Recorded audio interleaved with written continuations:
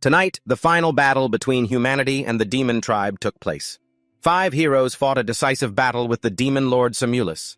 A powerful, blinding light exploded from the back of the moon beast. This great war has finally come to an end. The demon lord was defeated, but the 5 human heroes also paid a heavy price. Iron Fortress Phidiu, Celestial Palace fall. Beside them, the peerless knight. Mero, dazed, softly called out, "Ron!" He was using a healing spell on the wounds of the Holy Light Sage Sokka. She pleaded, "Sir Ron, please stop, it's no use." He also approached and said with regret, "The Demon Lord's final attack wounded her. Someone who's completely exhausted their strength can't be healed." Ron furiously shouted, "Both of you shut up!" Sokka reached for his face. "Stop! You don't need to try and save me anymore." A tear rolled down her face. "With this outcome, I'm already content." Fia stepped forward, her expression pained. "Even though we won, we promised that all 5 of us would return together." Suddenly, Simulus's voice echoed, "Oh, Ron." Just as Sokka said, "This is the end." Ron was replaying the Demon Lord's voice. The demon confirmed, "That's right. That is my voice. And also the final word for this epic battle." Fei flinched, looking all over her body. "This is the Demon Lord's flesh and blood." Merovius was also disturbed. "We've been tricked by the Demon Lord.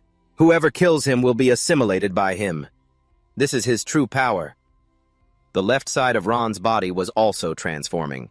Hearing this, Simulus redefined assimilation. "No, I'd rather call it evolution." That arm reached for the moon, his face utterly triumphant. "Since you were all defeated by me, you have the privilege of becoming my new body. In my grand undertaking to annihilate all life in this world, all of you will be used to your fullest potential." Simulus looked at him. "Especially you, the body of the strongest human." Merovius struggled to speak. "Ron," he said with determination, "compared to becoming his tool for slaughter, I'd rather die by your hand." The demon whispered inside Ron's mind, "Abandon this foolish thought. Don't commit the grave sin of killing your own comrade. He's the only family you have left." Merovius urged, "Hurry up and do it. I can't hold on much longer. Don't let the tragedy of brother killing brother happen again." Ron pointed his sword straight at him. Merovius's voice was a little weak. "Why is your sword trembling? You can't do it." He remained silent. Instead, Simulus spoke up.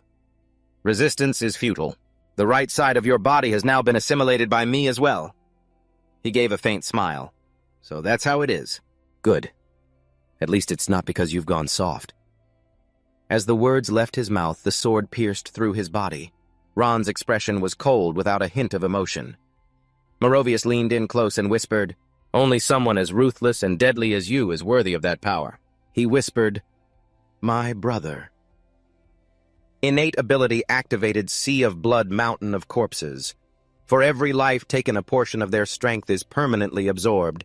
Fia suddenly cried out, "Boss Ron, stay your sword!" She pleaded, "Don't let Mero's sacrifice be in vain." Fei also encouraged him, "Do what you have to do. My sister and I are counting on you." His eyes were bloodshot. Fia fell. Another mark appeared on Ron's cheek. Then it was Fei's turn, and a third mark appeared. Blood-red veins bulged across his body. Simulus appeared and asked, "Was all that really necessary? The power you gained from 3 lives is only enough to free your right arm." Ron looked at the sword in his hand. "To solve the final problem, 1 arm is enough." Seeing his action, Simulus wondered, "Cutting off your own head, is this your solution?" The demon grew angry and reached out a hand. "That's enough. Stop testing my patience." Finally, the sword shattered. The sword Sula has been destroyed. In this world, no attack can ever destroy this invincible shell of mine. Suddenly, his expression froze. Could it be, you think? Ron's face was grim. That the sword could destroy it. He plunged his hand into his own left chest. "But I can't I?" Ron precisely grabbed the heart, causing the demon to cry out, "Ron!" He mercilessly crushed it. Time passed. Dawn slowly broke. Simulus slowly dissolved in the light. "It seems I underestimated you. One born to kill who will also die by killing. Dying with the Demon Lord, is this my end? The demon tribe couldn't be completely annihilated, and I couldn't save a single person I wanted to protect." Ron's face was lifeless. He stood alone in a sea of red. What a shame. 5 years later at that same place, Voices echoed in the dark night. "Oh, great demon lord, you have been gone from us for 5 years now." "Boss, stop muttering to yourself. What are we even doing tonight?" "You idiot. You don't even know what we're supposed to do tonight." The centipede and the mantis whispered to each other. "I don't know. The boss just said we had to capture 4 human girls and 1 demon." "If you don't know, then shut up and get back to your squad. Tonight is the 5-year memorial for our great demon lord." The mantis held a sword standing before the girls tied to the insect swarm. "Great demon lord, you created us. This year's memorial service will be hosted by me in your honor. I will ensure the new generation of demons never forgets your great sacrifice. Now let the ritual begin. First kill the 4. With one slash, their heads flew off. "Pure offerings!" The other insects opened their mouths, scrambling for them. He turned around once more. "Now to offer the blood of a demon to the great demon lord." Ron's eyes were nailed shut, his hands suspended. He blearily opened his eyes. "Where is this place?" The first thing he saw was a pair of green legs. "Didn't I die?" Suddenly a mantis struck him across the face. "Don't you move, you useless trash! You're the weakest of the demon race. You don't even deserve a name." Ron's eyes narrowed. The demon race. It swung its scythe. "Being hung here as a sacrifice is your greatest honor." Ron's sharp eyes saw the blade get closer as it fell perfectly onto his arm. Then Ron's hand was severed. The mantis warned, "I told you not to move. It's your fault you ruined everything." His body was completely fine as he landed calmly on the ground. It was startled and confused. "Wait, did he do that on purpose?" Ron's expression was cold. "You pathetic demon, you don't even recognize me." Hearing this, the mantis broke out in a sweat, stammering, You are..." His body lunged forward like a phantom. "Ron!" A mantis clung to the side of the ship, observing when a hand suddenly threw it aside. "What the hell are you staring at? Get back here, why are you climbing, newbie?" The other person yelled, "The 4 great lords are all watching. Try harder. Year 312 of the new calendar. The demon race, using the continent as cover, launched a surprise attack at sea, assaulting humanity's coastal defense line. The silent demon king Naji. The conquest, demon king Medinius. The wilderness demon king Kalisa. During the surprise attack, only one person from the human side arrived in time to stop the demon fleet. Head healer of the merciful sect. Honorary professor of the Royal Academy. The destroyer of White Dew City. The demon race. Berserker. Ron, the eternal demon king. Two spoke, "All troops hear my command." After that, Ron's hand also gripped his sword tightly. A long time later, the mantis's whimpers could be heard. "They're dead. They're all dead." Its whole body was soaked and injured. "Except for Lord 2, everyone else is dead." In the end, conquest. Demon King Malinicus, dead. The savage. Demon King Banian did not participate in the battle. The wilderness Demon King Kalisa, dead. The silent Demon King Naji, dead. The eternal Demon King transcended his body, a ray of light. A flash of lightning illuminated Ron's face as he stood in the rain with his sword on his shoulder. Seeing this, the mantis thought it was looking at a devil. Ron quickly twisted its neck off. The weak point of crustacean-type demons is their joints. Just apply force at the right angle and you can easily tear them apart, he thought to himself. Have I been resurrected? My mountain of corpses and sea of blood. It's back to 0. Innate talent mountain of corpses. Sea of blood. Level 1. The group of demons charged excitedly. Kill him. Let's go. Ron grabbed the mantis's scythe arm. He swept it around, wiping out the entire group. Seeing the seal change, Ron frowned slightly. These demons are too weak. 9 lives and I only got a little bit stronger. Mountain of corpses. Sea of blood. Level 9. Innate talent. Mountain of corpses. Sea of blood. With every life taken, the user grows permanently stronger. The amount of power gained depends on the strength of the target killed. A centipede that witnessed the scene was terrified. It writhed and turned to flee, but before it got far, it was struck in the tail. The centipede shrieked, "Ow, that hurts! Let me go!" Ron covered the unfortunate corpses with a cloth. Then he picked up an iron shoulder pad. Ron used a healing spell on his right arm and was startled to see several snakes sprouting out. My hand. Why is this happening? Seeing them slowly transform back into a hand, Ron trembled. No, he couldn't believe it. No. A devastated Ron collapsed, kneeling in a pool of blood. The liquid reflected his stunned face. I wasn't resurrected. I was reincarnated. I've been reincarnated into the body of a demon. He buried his face in his hands, helpless. How disgraceful. Ron clenched his teeth veins popping on his forehead. This vile race, he roared in anger. Aside from the ones I've killed, this race is worthless. Suddenly, Ron covered his mouth. He bowed his head and vomited some water. The centipede was still struggling.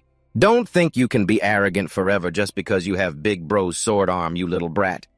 Sooner or later, I'm going to kill you. And before I do, I'm going to have fun torturing you. I want to hear you scream in pain just like a human, it shrieked.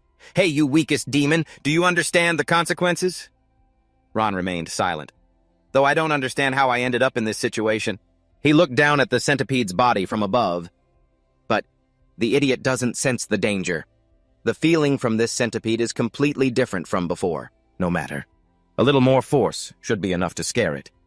Suddenly, Ron's sword slid down the centipede's body, splitting it in two, but he clutched his face, standing in a rain of blood. I can continue slaughtering demons. What more is there to complain about? Ron's eyes gleamed, a smile spreading across his face. A waterfall flowed down the mountainside. I vaguely heard them say it's now the 5th year, after the demon emperor and I destroyed each other. Ron surveyed his surroundings. For now, I should find a temporary shelter before investigating the situation further. Suddenly, he spotted a giant skull. The skull of the giant ape mountain demon. So this is the field where I fought that behemoth. Inside the skull's mouth was a fortress. Lucky for the demons that came later. They built a stronghold right on its skull. The ape mountain region is a giant skeleton lying amidst the mountains and forests. Ron found a cave. Found it. The cave I used for shelter before. Seems my memory is correct. He observed the inside.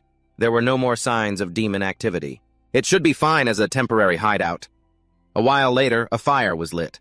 Ron sat in deep thought, his brow furrowed. In his hand, he held a small figurine. A past memory surfaced. Be careful, little sister. Don't fall, okay? Big brother Ron, is this a little cooler? The new pants I just bought. He remembered not being satisfied with them. Facey, is this the best your sewing skills can do? She replied casually. Hey, we have limited resources. We can only make do with what we have. In the end, Ron still had to wear a skirt woven from leaves and straw. Everyone laughed at him. He remembered being very annoyed and uncomfortable. Thinking back on it now, the corners of Ron's mouth curved up slightly. He caressed the figurine of Facey in his hand. Then Ron placed her on a table where there were other figurines. A flicker of sadness crossed his face as he remembered that time. If only I could have done better. Ron's eyes filled with sorrow. Then he mercilessly threw a figurine of a person into the fire. The figurine of Ron lay still in the heat as Ron reflected on the recent past. In the last 5 years, I wonder how many people like me have had their lives destroyed by the demon race from a young age. Since I'm a demon now, I can use that to find a way to destroy them, from within. Sometimes he would get intense headaches from the original memories of this demon's body. The centipede and the mantis are bullying someone. Who said you could eat, you worthless trash? The strong are revered. That's the way of the demons. This weak blood serpent demon, of course, has to endure all kinds of abuse. A weak blood serpent. A serf in the Vientiane region. Ron was slightly surprised. Farming. The next scene showed the red demon giving a lecture. That's all for today's lesson. We'll continue with the details of the world's situation tomorrow. A guy propped his foot up on him and said arrogantly, Sir, is tomorrow going to be another theory lesson? It seems you all can't wait for the practical session, can you? Ron's eyes sharpened. Education. He stood up. The demons are nothing more than instruments of war created by the demon emperor. By nature, they should only possess the desire to kill. Ron stepped out of the cave, and yet in just 5 years they've managed to develop their civilization to this extent, taking root on the earth.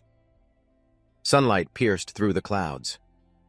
Though I don't know the reason all of this happened because I wasn't strong enough back then. Not strong enough to solve every problem. Ron silently made a resolution for this life. I must become stronger than I was in my past life. I will spare no expense to fulfill my oath, to wipe them all out. Map notification. Your current location is New Recruit Training Camp Number 2. In the Vientiane region at New Recruit Training Camp Number 2. The red demon tapped his ruler on the board. All right, new recruits, have you memorized everything, the current situation on the Solus continent? I don't want...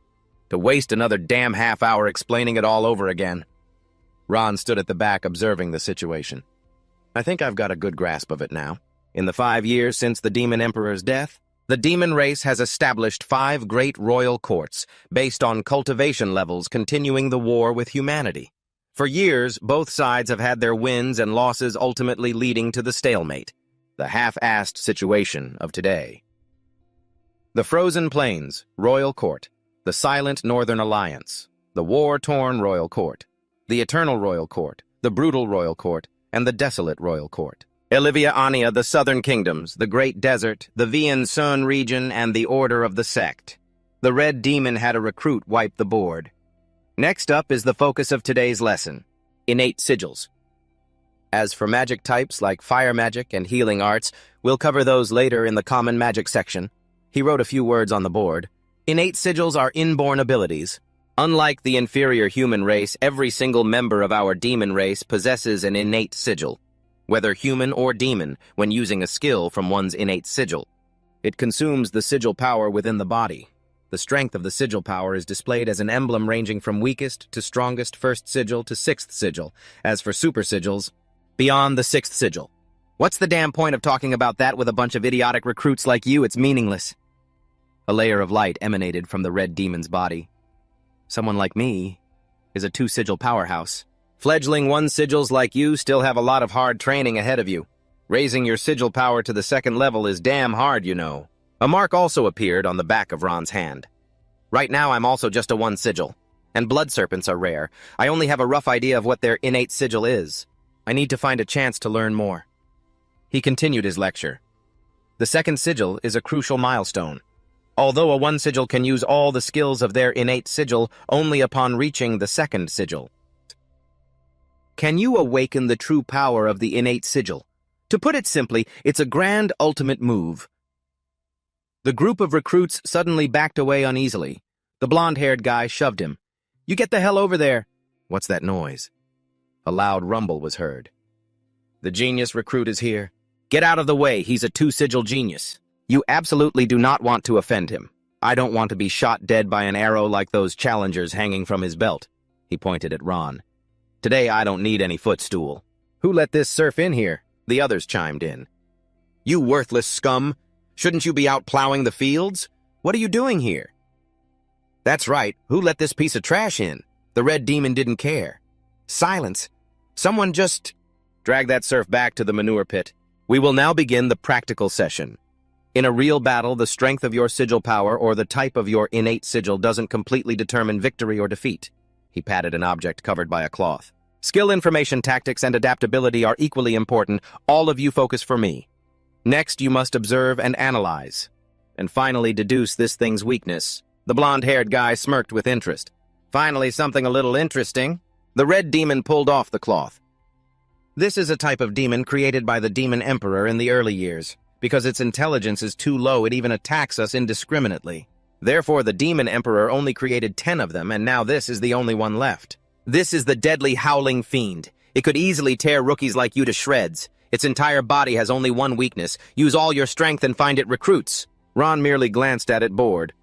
How dull. He walked against the crowd. There's no more useful information here. Time to leave.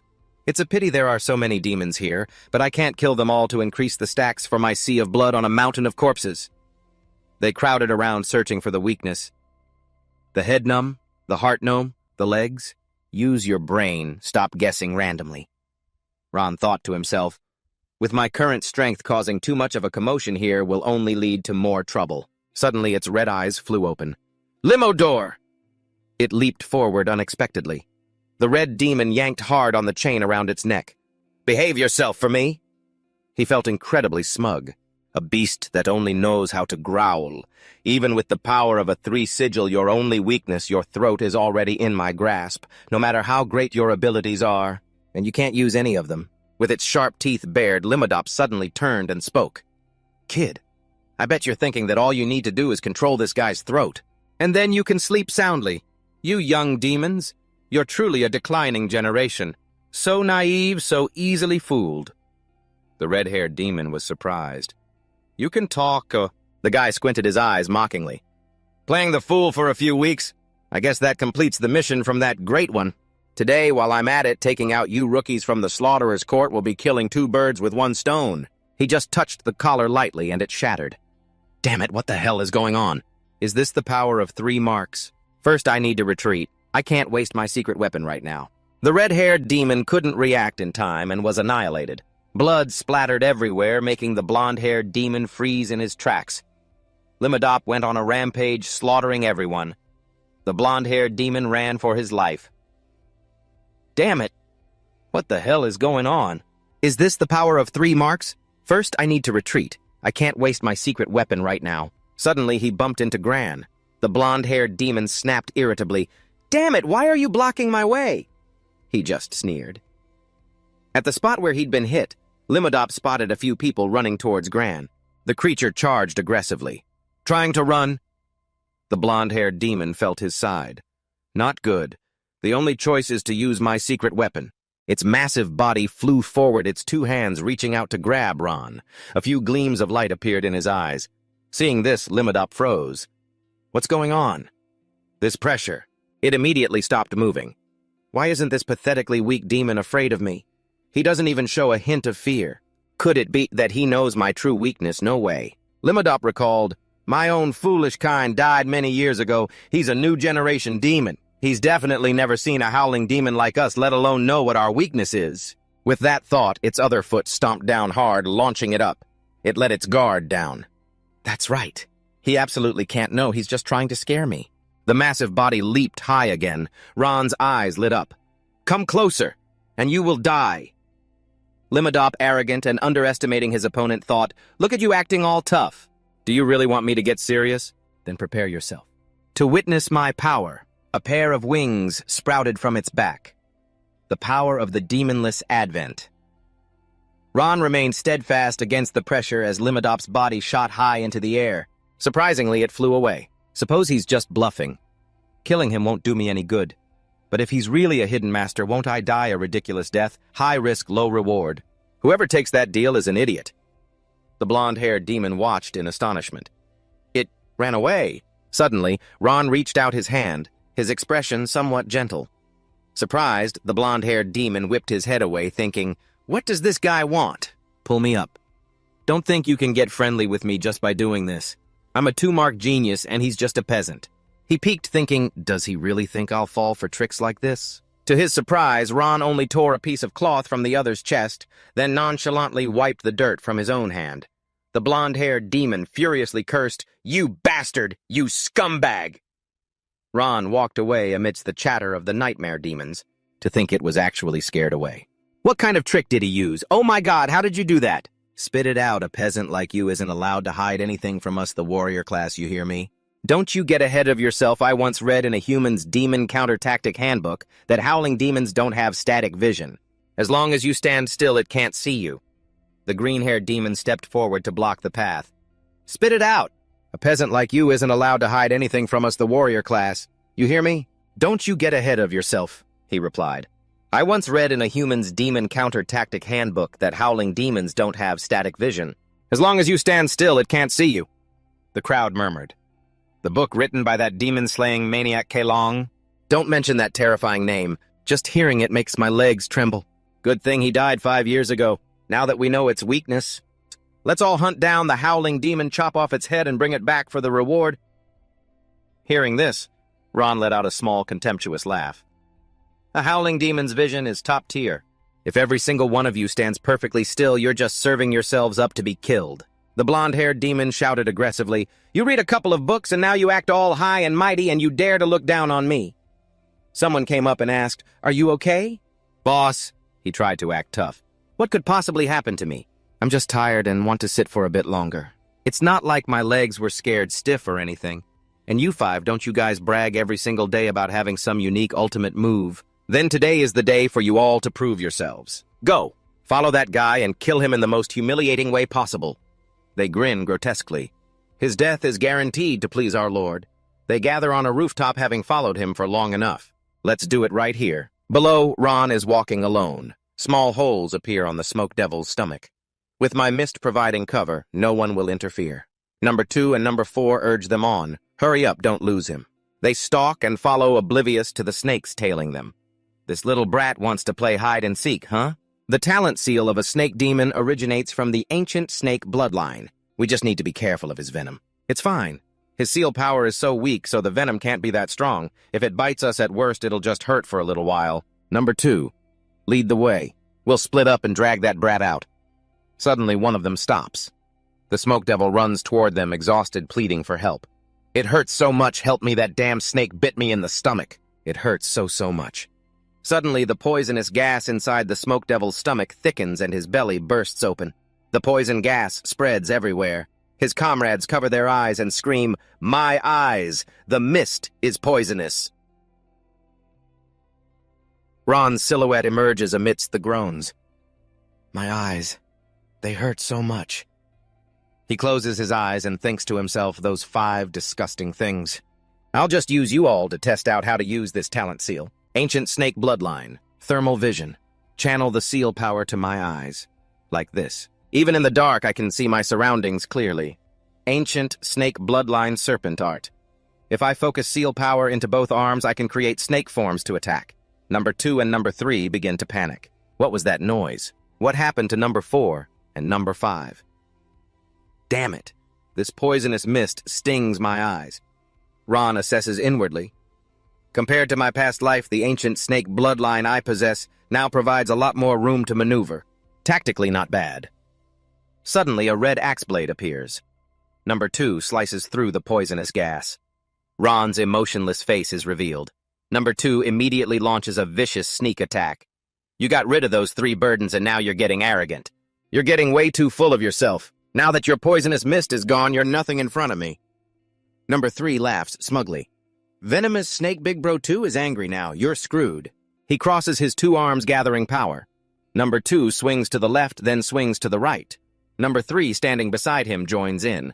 Ron's expression turns grim. As number 2 lunges with his axe, Ron pierces through his body with just his bare hand. Number 3 is scared, colorless. He grovels and kneels. I surrender, don't kill me. Please don't kill me. He asks coldly. Give me a reason. Number 3 reports, From the very beginning, I never wanted to harm you, sir. It was all because of that 2-seal genius, the blonde one. How could I dare to disobey his orders? Ron's expression is terrifying. Not convincing. Number 3 is a mess of tears and snot. How about this? I'll lead you to his secret mountain cave. It's definitely filled with precious treasures. This time, Ron considers it carefully. If the level of my mountain of corpses and sea of blood increases just a little more, I'll be able to reach 2 seals and awaken my power. I remember the power of the ancient snake bloodline is called the Serpent's Molt. It requires rare artifacts as offerings to oneself. Only then can I shed my skin and evolve. Ron thought to himself, I might as well go see if there's anything in that cave he's talking about that I can use. Number 3 leads the way into the mountain forest. We're almost there. It's just up ahead. He points inside a large waterfall. The blonde guy's treasures are hidden in the cave behind the waterfall. You can go straight in. Suddenly, Ron's hand is on his neck. A second later, Ron uses number 3 as a human shield and shoves him through the water. He casually tosses aside his body, now riddled with thousands of arrows. Thanks. Inside the deep, dark cave. At the headquarters, an urgent report sounds. Reporting. A subordinate kneels and reports, Chief, the vicious howling demon monster has run amok. At the number 2 rookie training camp and was then scared off by a snake demon serf there. The voice of the person seated above sounds slightly surprised. A snake demon serf. She smirks. That's a little interesting. The chief, the shattered bone of the Stonefall lands. Meanwhile, Ron has found a small chest. Such a big cave, and all it's hiding is this tiny little chest. Suddenly, a voice rings out. Put that down for me. Huang Fa appears from nowhere. He turns to kick him. You dare touch my things! Ron kicks hard at Huang Fa's knee. Huang Fa cries out in pain and anger. Damn it, my leg. He backs away warily. Why is this guy completely different from before? No wonder those 5 couldn't deal with him. I can't risk fighting him in here, it's too cramped. And this leg wound. It'll take a few minutes to recover. Huang Fa flies straight out of the waterfall. I'll retreat for now. A pair of wings sprouts from his back. Talent seal. Avian armament. Ron parts the curtain of water peeking out. So he's from the avian demon tribe. He turns and walks back into the cave. A strange shadow seems to surface in his mind. The avian demon tribe, huh? Suddenly, Ron decides to act. He turns and runs toward the cave entrance. A vicious light glints in Ron's two eyes. The avian demon tribe. They deserve to die more than anyone. They must be killed. Seeing him give chase, Huang Fa is terrified. Ron grabs Huang Fa by the neck. The two of them plummet downwards. One side of his face is torn. Ron relentlessly clashes with Huang Fa. He kicks Ron down hard. Ron skims across the surface of the water. Ron's expression is ice cold. Huang Fa taunts him smugly. I didn't expect you to accidentally fall into this lake of bile. You're just completely out of luck. The water beneath Ron's feet churned as a swarm of insects shot out towards him. They tore at his body while Huang Fa flew closer. These Viansun bile worms not only suck blood, but they're also countless. I'm going to enjoy watching them tear you apart piece by piece, gnawing away until nothing but dry bones are left. This is merely the bile of a Daihai, and it was enough to form this deadly lake. That mighty demon of the Viansun clan, if he were still alive, I'm afraid our kind would have conquered humanity long ago. But suddenly Ron bent down and bit one of the creatures, flinging it far away with his mouth. He dealt with the others in the same way. Huang Fa was taken aback. That's strength. But then he calmed himself. So what if he's strong?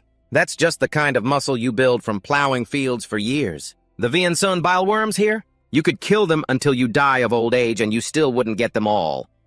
Ron didn't care. He spread his hand open and a swarm of snakes appeared, tearing into the insects. They even lunged for Huang Fa, but he dodged them. He smirked triumphantly. You little plowboy, you're too damn slow. The scene was a chaotic mess as Huang Fa continued to taunt him while dodging. Too slow, way too slow, you little plowboy. At best, these little worms of yours are only good for tilling soil. Just wait until you gradually exhaust yourself to death. You little plowboy! Soon Ron was submerged in the swarm of insects. Suddenly his snakes burst out, shredding the insects to pieces as their corpses rained down. A dangerous glint flashed in his eyes. An aggressive snake lunged forward, grazing Huang Fa's cheek. For the first time, he felt a flicker of unease. How was he getting faster and faster? The water's surface was covered in floating carcasses. Ron's expression was indifferent. Even though I killed so many, they were too weak. They only boosted my strength to 2 marks, but that's enough to deal with that annoying, stinking bird. At this thought, he grew agitated. The next time you blink, I'll be ripping your skull out. Hearing this, Huang Fa flew higher. You're insane! What kind of nonsense are you spouting? Seeing Ron closing in, he panicked. He's too fast. But then Huang Fa pulled out a bow. Don't you dare underestimate me, fierce thunder arrow. His Majesty II's demon arrow. I found it when I was living by the sea with my sister. Perhaps it was fate that I would use it at this very moment. He let go and the arrow flew. Ron's fingertips were a centimeter from Huang Fa's eye when the arrow pierced straight through his abdomen. Snakes slithered out, coiling around the arrow. What is happening? The snakes dragged Ron's body down into the lake. A large mass of them writhed on the surface as his hand flailed helplessly. Huang Fa watched from the shore. What's going on? Did the fierce thunder arrow actually kill him? Just then, Huang Vu came running. Brother! Brother! Are you all right? She reached out her hand. I followed the trail of feathers you scattered to find you. I was so worried something had happened to you. He smiled. I'm fine. I just had to deal with a petty thief, that's all. He was trying to rob us. Then Huang Fa took out a small pouch and handed it to Huang Vu. This is to cure your eyes, sis. I had to protect it, even if it meant risking my life. Beneath the lake, Ron's consciousness lingered, puzzled. I can't believe my fierce thunder arrow fell into his hands. But this arrow... I don't remember it having the ability to disfigure a body. Why has my body suddenly changed like this? Suddenly his pupils transformed. Ron's body emitted a blinding light as an infinity symbol appeared in his eyes. The body of the sixth snake coiled. It was then that Ron understood. So that's how it is. 2 streams of power emerged. He chuckled softly. Tempted by a rare offering like the fierce thunder arrow, the body's instinctual desires forced my power to awaken on its own. Such a greedy, venomous snake. The power of the 6th ancient snake. Bloodlines molting. It radiated a light that suddenly transformed into a dark aura. Meanwhile, Huang Fa sat on the shore, waiting. The bubbles had stopped. That guy must have sunk to the bottom and died. He wiped the blood from his cheek. Finally, I can rest easy. Suddenly, thunder cracked overhead and raindrops began to fall. The two of them stared up at the sky, bewildered. Streaks of purple lightning flashed within the dark clouds. His face filled with disbelief. Violent dark lightning! Bubbles gathered around a light in the water, which then erupted with immense force. A powerful wave slammed into the two of them on the shore. Huang Vu was the first to notice. Something just jumped out of that flash of lightning. He quickly asked, "What, where?" In a daze, she pointed, "Over there." A figure rose from the water, connected to the purple lightning above. Huang Fat's face went slack with shock. "It can't be!" Huang Fat shielded Huang Vu as a bolt of lightning crashed down. Ron appeared in his new imposing form. "To make you wait for death for so long," he said in a terrifying voice. "My apologies." He charged forward furiously. "Wipe that smug look off your face, you rotten plowboy." Ron remained silent and simply flicked his hand. Huang Fat's eyes followed the gesture in terror. He tried to fly away, shouting, "Son of a bitch, how dare you trick me!" In a single slash, Ron severed both of Huang Fat's wings. He stared in shock as they were severed. "No!" "By this piece of trash? Then I can't fully test my current abilities." Ron kicked hard, sending Huang Fat flying straight into the water. Seeing this, Huang Vu rushed over to him. His eyes stared blankly at her. Huang Fat cursed himself. "Damn it! If only I were a little stronger." He suddenly sat up. "After he kills me, that bastard will definitely not spare my sister." Huang Fat's power quickly erupted. Seeing this, Ron just let out a soft, "Oh."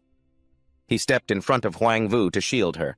"Power Heaven Annihilating Armed Dance," she exclaimed joyfully. "Little brother, you've finally awakened your power. A burdensome sister like me can't let you fight alone anymore." Dominating Demon Eye Beast. Summon Huang Vu also quickly used her power. The two siblings joined forces. Huang Fat charged forward to attack first. "Heaven Annihilating Arrow Dance." He just stood still, unfazed. Ron then lowered his stance, channeling power into his legs. He pushed off forcefully and charged. Ron moved as fast as a lightning bolt. He immediately punched Huang Fat hard in the face, sending him flying. Suddenly, a monster charged at Ron. He recognized it instantly and spun around. A thunderous punch was thrown. Savage Thunder Discharge. After landing the blow, Ron dropped to the ground. Huang Fat suddenly shouted, "This is my chance!" He looked at the attack and praised it inwardly. Using a corpse worm as a diversion to launch a sneak attack, huh? Not bad, you've got a brain. Ron easily blocked the attack with one hand. Huang Vu also attacked immediately. Dominating Demon Eye Enhanced Curse Gaze. She pushed out all her power. Enhanced Heaven Annihilating Full Revolution. Huang Fat burst out laughing and shouted, "His seal power is rapidly contracting. Is he trying to defend with all his might? You won't be able to block this attack." Hearing this, he offered his praise. "Truly praiseworthy, little devils. That's quite an invincible technique." Ron suddenly charged forward. "Therefore, I have no choice but to destroy you. Savage Thunder's devouring dark fang." Huang Fat was sent flying back. He held out an item. "Quick, take this and run." Huang Vu struggled to crawl over. "How could I abandon you, my brother?" Huang Fat tried to give the item to Huang Vu. He walked over and stomped on his hand. He begged, "Give it back to me, I'm begging you, give it back. My sister's eye disease. It requires this, a freshly gouged human eye. Only then can she avoid going blind," Ron said disdainfully, "a problem that could be solved with a simple healing spell. But a skilled healer is harder to find than a human eye, and yet it caused so many innocent people to lose their eyes because of it." Tears quickly blurred her vision. Huang Vu hugged her brother. "We don't need it anymore. We don't need it. If you want it, sir, then take everything." "How could I do that? I only beg you, sir, to have mercy and spare us." He reverted from that form. "In that case, I have one question for you." The two quickly replied, "Please ask, sir." Ron spoke. "When those other people had their eyes gouged out, did they ever beg you to have mercy?" The two of them froze. Ron's eyes were ice cold. "Answer me, yes or no." Huang Vu and Huang Fat glanced at each other. Then she looked away from him and answered, "I've forgotten." Hearing that, Ron thought to himself, I was overthinking it.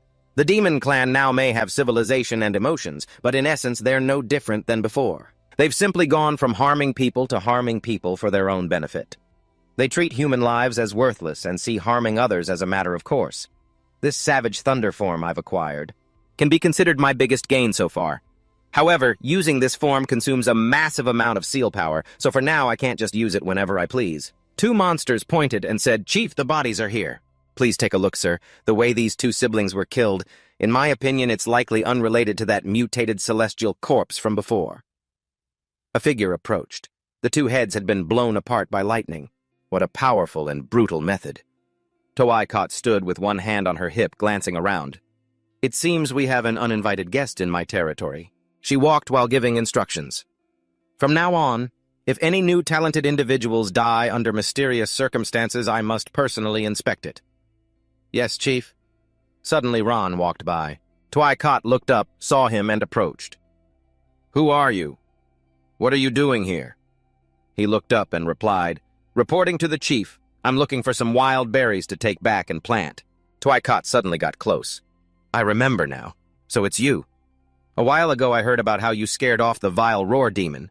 She shoved Ron hard. "But there are more important things right now." Toaikot then put her foot on his shoulder. "Lately I've been craving a fruit tart. You'd better find me some delicious fruits." Ron just looked up in silence. She reached out and lightly touched his nose. "Otherwise, I'll just have to make a tasty meal out of you."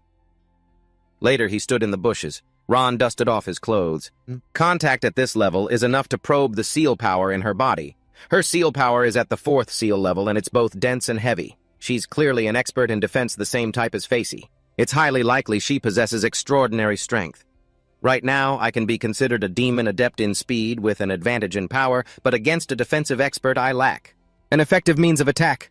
What a pity. If I could kill this 4th seal demon. A mountain of corpses. Sea of Blood ability would surely be greatly enhanced. It's not just a matter of type disadvantage. The difference in our actual strength is also too great. The key is that I don't know her weakness. The chances of victory are too low, almost non-existent. But how can I possibly suppress this craving for her? The hunt officially begins. Toaikot was sitting and reading a book. Not this one. Picture book on the talents of the 4th seal 3rd generation Demon Lord Conquests. Artist Agricola. Also not this one. The marks on the body were not caused by this type of electric current. Talent electrical storage organ. The body grows a tentacle-shaped organ. Channeling seal power can activate its cells. To store electrical energy. Through different ways of releasing seal power, the current will manifest corresponding attack methods. Power electric prison expansion. The tentacle-like organ. It expands to its maximum size, maximizing the amount of stored electricity. 4. Mountain of corpses, sea of blood. Each time a life is killed, you become stronger. The stronger the target killed, the greater the enhancement effect. Power, happy day. A rare power with a side effect that cannot be controlled. Each time a certain count is reached, it will automatically activate by chance. She stared at the book. Mountain of corpses, sea of blood. Toaikot flopped down on her chair. Definitely not this one either. Meanwhile, on Ron's side, a hunt requires patience. I need to find a way to increase my strength to the minimum level where a sneak attack can take her down in one hit before she becomes suspicious. A monster spoke up, "Take it easy. If the leader finds out about this deal, we're dead for sure." The guy next to him replied, "Don't worry, this place is very discreet. The leader will never find out." A fly that was buzzing by was suddenly snatched by a frog. A figure emerged from behind the frog. He spoke up, reaching out to pat its head. "It really is very discreet. I can use you all to raise my level without any worries." Inside a mountain cave, a monster stood guard. As Ron approached, he was stopped. "Where did a stray like you come from?" "Get lost! You can't enter without a token from the black market."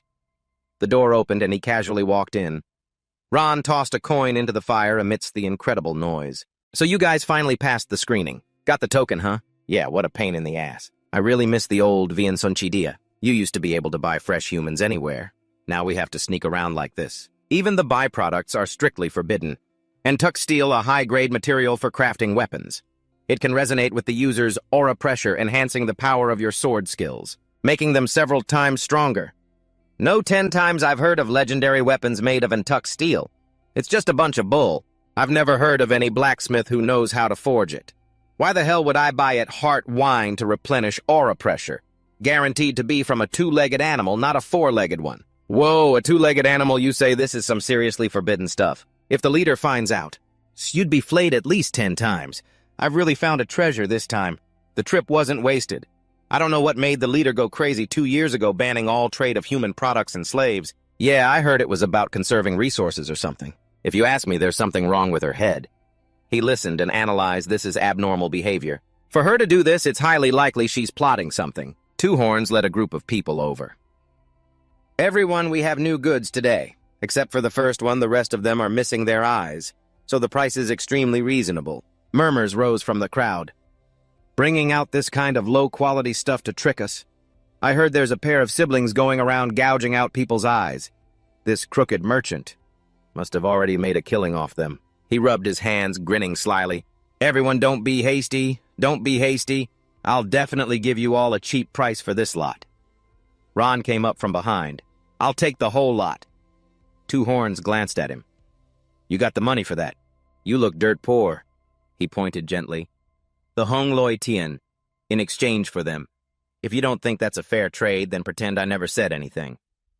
His attitude changed instantly. The Hung Loi Tien. He moved closer and said, You mean the secret weapon of that blonde kid? Two Horns turned and ordered, Take them outside. I need to talk to this young man. Hey, you guys! The group was roughly led away. Over here!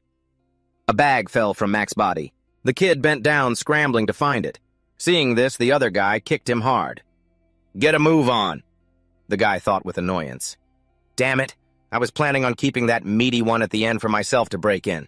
Inside, the two were negotiating. So you were afraid the blonde kid would find out you stole his treasure and wanted to sell it off quickly. In that case, you came to the right person. That's right, I need to sell it urgently. The door slowly closed until the noise completely faded. Suddenly, a blood-curdling scream rang out. No! A swarm of snakes coiled around Two Horns' legs. He screamed in terror, hoping to be saved. Blood seeped out from under the door. A moment later, the door creaked open. Ron pushed it and walked out, his back disappearing as it closed behind him. Left inside was a scene of devastation. The guy outside was still oblivious. Behave yourselves now, not a sound. He put a finger to his lips, threatening them. Otherwise, I'll rip out your tongues and roast them for dinner. Ron appeared out of nowhere and sent the man's head flying. He flicked his hand and glanced over. The me of today is finally no longer completely helpless, but a full cycle has been reached. Sula was terrified, her eyes filled with tears. The little girl was so frightened she collapsed to the ground. Sula stammered, A demon? Among demons? Ron thought to himself in silence. That was close. The first few times I add a number. The probability of activating Happy Day is very low. Happy Day power activation failed. Power rare. Side effect. Cannot be controlled voluntarily. Each time a full cycle is counted and a digit is added, the probability of automatic activation increases. He stood still, looking down at the two children. Ron held out the bag. Hey, kid, he asked Mac. Is this yours? The kid took it joyfully. Yes, it is. Ron turned and ordered, All of you follow me. Sula held up the rope and asked, Do you want to hold this? Ron immediately threw it away. I don't like seeing people being led around. Inside a room, the group cheered joyfully. I can see.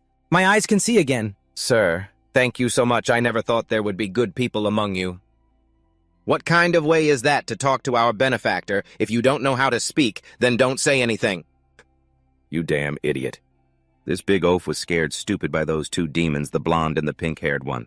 He doesn't speak well. I hope our benefactor can forgive him. Please forgive him. Ron spoke up, telling Mac, Be quiet. The kid smiled and replied, Thank you so much, sir. You helped me get my things back and you healed our eyes. The little girl asked, hesitantly confused, Why did you save us from the demons? It's clear that you're also a... Ron replied coldly, Because I want to save Sula, a little surprised. What is it? He snapped, glaring. Can't you see the master is busy? Quiet down, kid. Ron sat to one side. Now let me think of how to get you all out of here. Everyone stood silently watching him. Not a single sound could be heard in the room. Sula felt a bit uncomfortable, thinking, It's so awkward when no one's talking. Suddenly, the little girl had an idea. Sula spoke up, Hey, let me tell everyone a joke. To celebrate the Harvest Festival, all the drinks at Anya's Tavern were half price for the second glass. So a guy hears the news, goes to the tavern, finds a waiter, and says... The little girl's eyes glinted mischievously. I'll have a second glass. The other three trembled, not daring to speak. Seeing this, Sula also fell silent. Suddenly, Ron burst out laughing, making everyone look at him. Andre and Oliver looked at him confused. They couldn't believe he actually liked such a corny joke. Demon jokes are so weird, The little girl said sadly, running over to him. You're the only one who gets me. All of a sudden, a black snake coiled around her leg. Sula screamed in terror. Andre and Mark were also bound by snakes. Oliver trembled and called out, Our savior! He lowered his head and spoke. So naive. Underneath any disguise. A demon must always hide its venomous nature. They can never be trusted. And now you will all experience the most painful death. This is the consequence of so easily trusting a demon. From now on, you must remember this lesson well. The terrified little girl watched as the other three collapsed. He stood up and looked at Sula. What are you so stubbornly resisting? Can't accept being poisoned? The little girl cried and shouted, You don't want to kill us! You just wanted to poison us to make us pass out! Hearing this, Ron's expression darkened. Sula continued shouting, Who tells a dead person to remember this lesson from now on? Sha! You just wanted to make sure that in the future, we don't let our guard down around other demons. He asked softly, And what makes you so sure of that? The little girl stammered, Because you're a good demon. That's why I trust you. A moment later, Ron asked Sula, So what do you want now? The girl looked at him and replied, From now on, I want to follow you on your adventures. Ron immediately refused. I don't need some useless baggage getting in my way. The little girl smiled brightly and introduced herself. I'm a swordsmith. I definitely won't get in your way. My name is Sula. What's yours? He paused for a moment. Sula. Are you Alexius's granddaughter? The little girl looked up at Ron. Oh, that's right. You knew my grandfather. He rubbed the back of his neck and explained, An old acquaintance. When I met him, I was only 1,078 years old. I even held you when you were a baby. An old memory suddenly returned. Alexius stood with his arms crossed and said, I don't forge swords for two kinds of people. First, those who harm their own kin. Second, those who kill the innocent. He opened his eyes and looked at Ron. And you. Nay, you reek of the blood of kin and the blood of the innocent. Even after more than 15 years have passed, my gift still allows me to smell it. Go back to where you came from. My apologies, but this humble shop cannot serve you. It was then he spoke up. Sister Dia told me to find you. She said you are the greatest swordsmith forging a Requiem steel greatsword. One unlike any other. I want it. The old man glanced behind him and asked, Sister Dia of the Order of Mercy. After Alexius asked, Ron nodded. Are you close with her? All right, she's a good person. Her high regard for you proves you can't be an evil man. I owe her a debt of gratitude. I will repay it with this finest of swords. He took out a statuette and gave it to him. This is a statue of the Goddess of Mercy that Sister Dia gave me. I want to use it for the handguard on the sword. When can I come to get it? Alexius took the item and immediately put it away. Patience, young man. A fine sword isn't forged in a few days. If you're anxious, you can come and check on the progress any time. Oh, that's right. My daughter-in-law will be giving birth soon. I must go invite a learned person to the village to write a birth blessing for the child.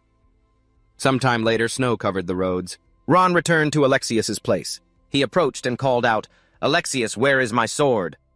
The old man replied slowly, It's by the door, get it yourself. Ron saw an inscription on the sword and read it aloud. Sula. Alexius explained, That is my granddaughter's name. It is also the name of this sword. He took the sword and glanced at the old man. Where are the child's parents? Alexius stroked the little girl's head and recounted, They're both dead. A pack of beasts calling themselves demons came out of nowhere. They stormed into the village. Hearing those words, he froze, and killed everything they saw. Ron spoke, his voice stiff. So they're called demons. Alexius was a bit surprised. You've encountered them as well.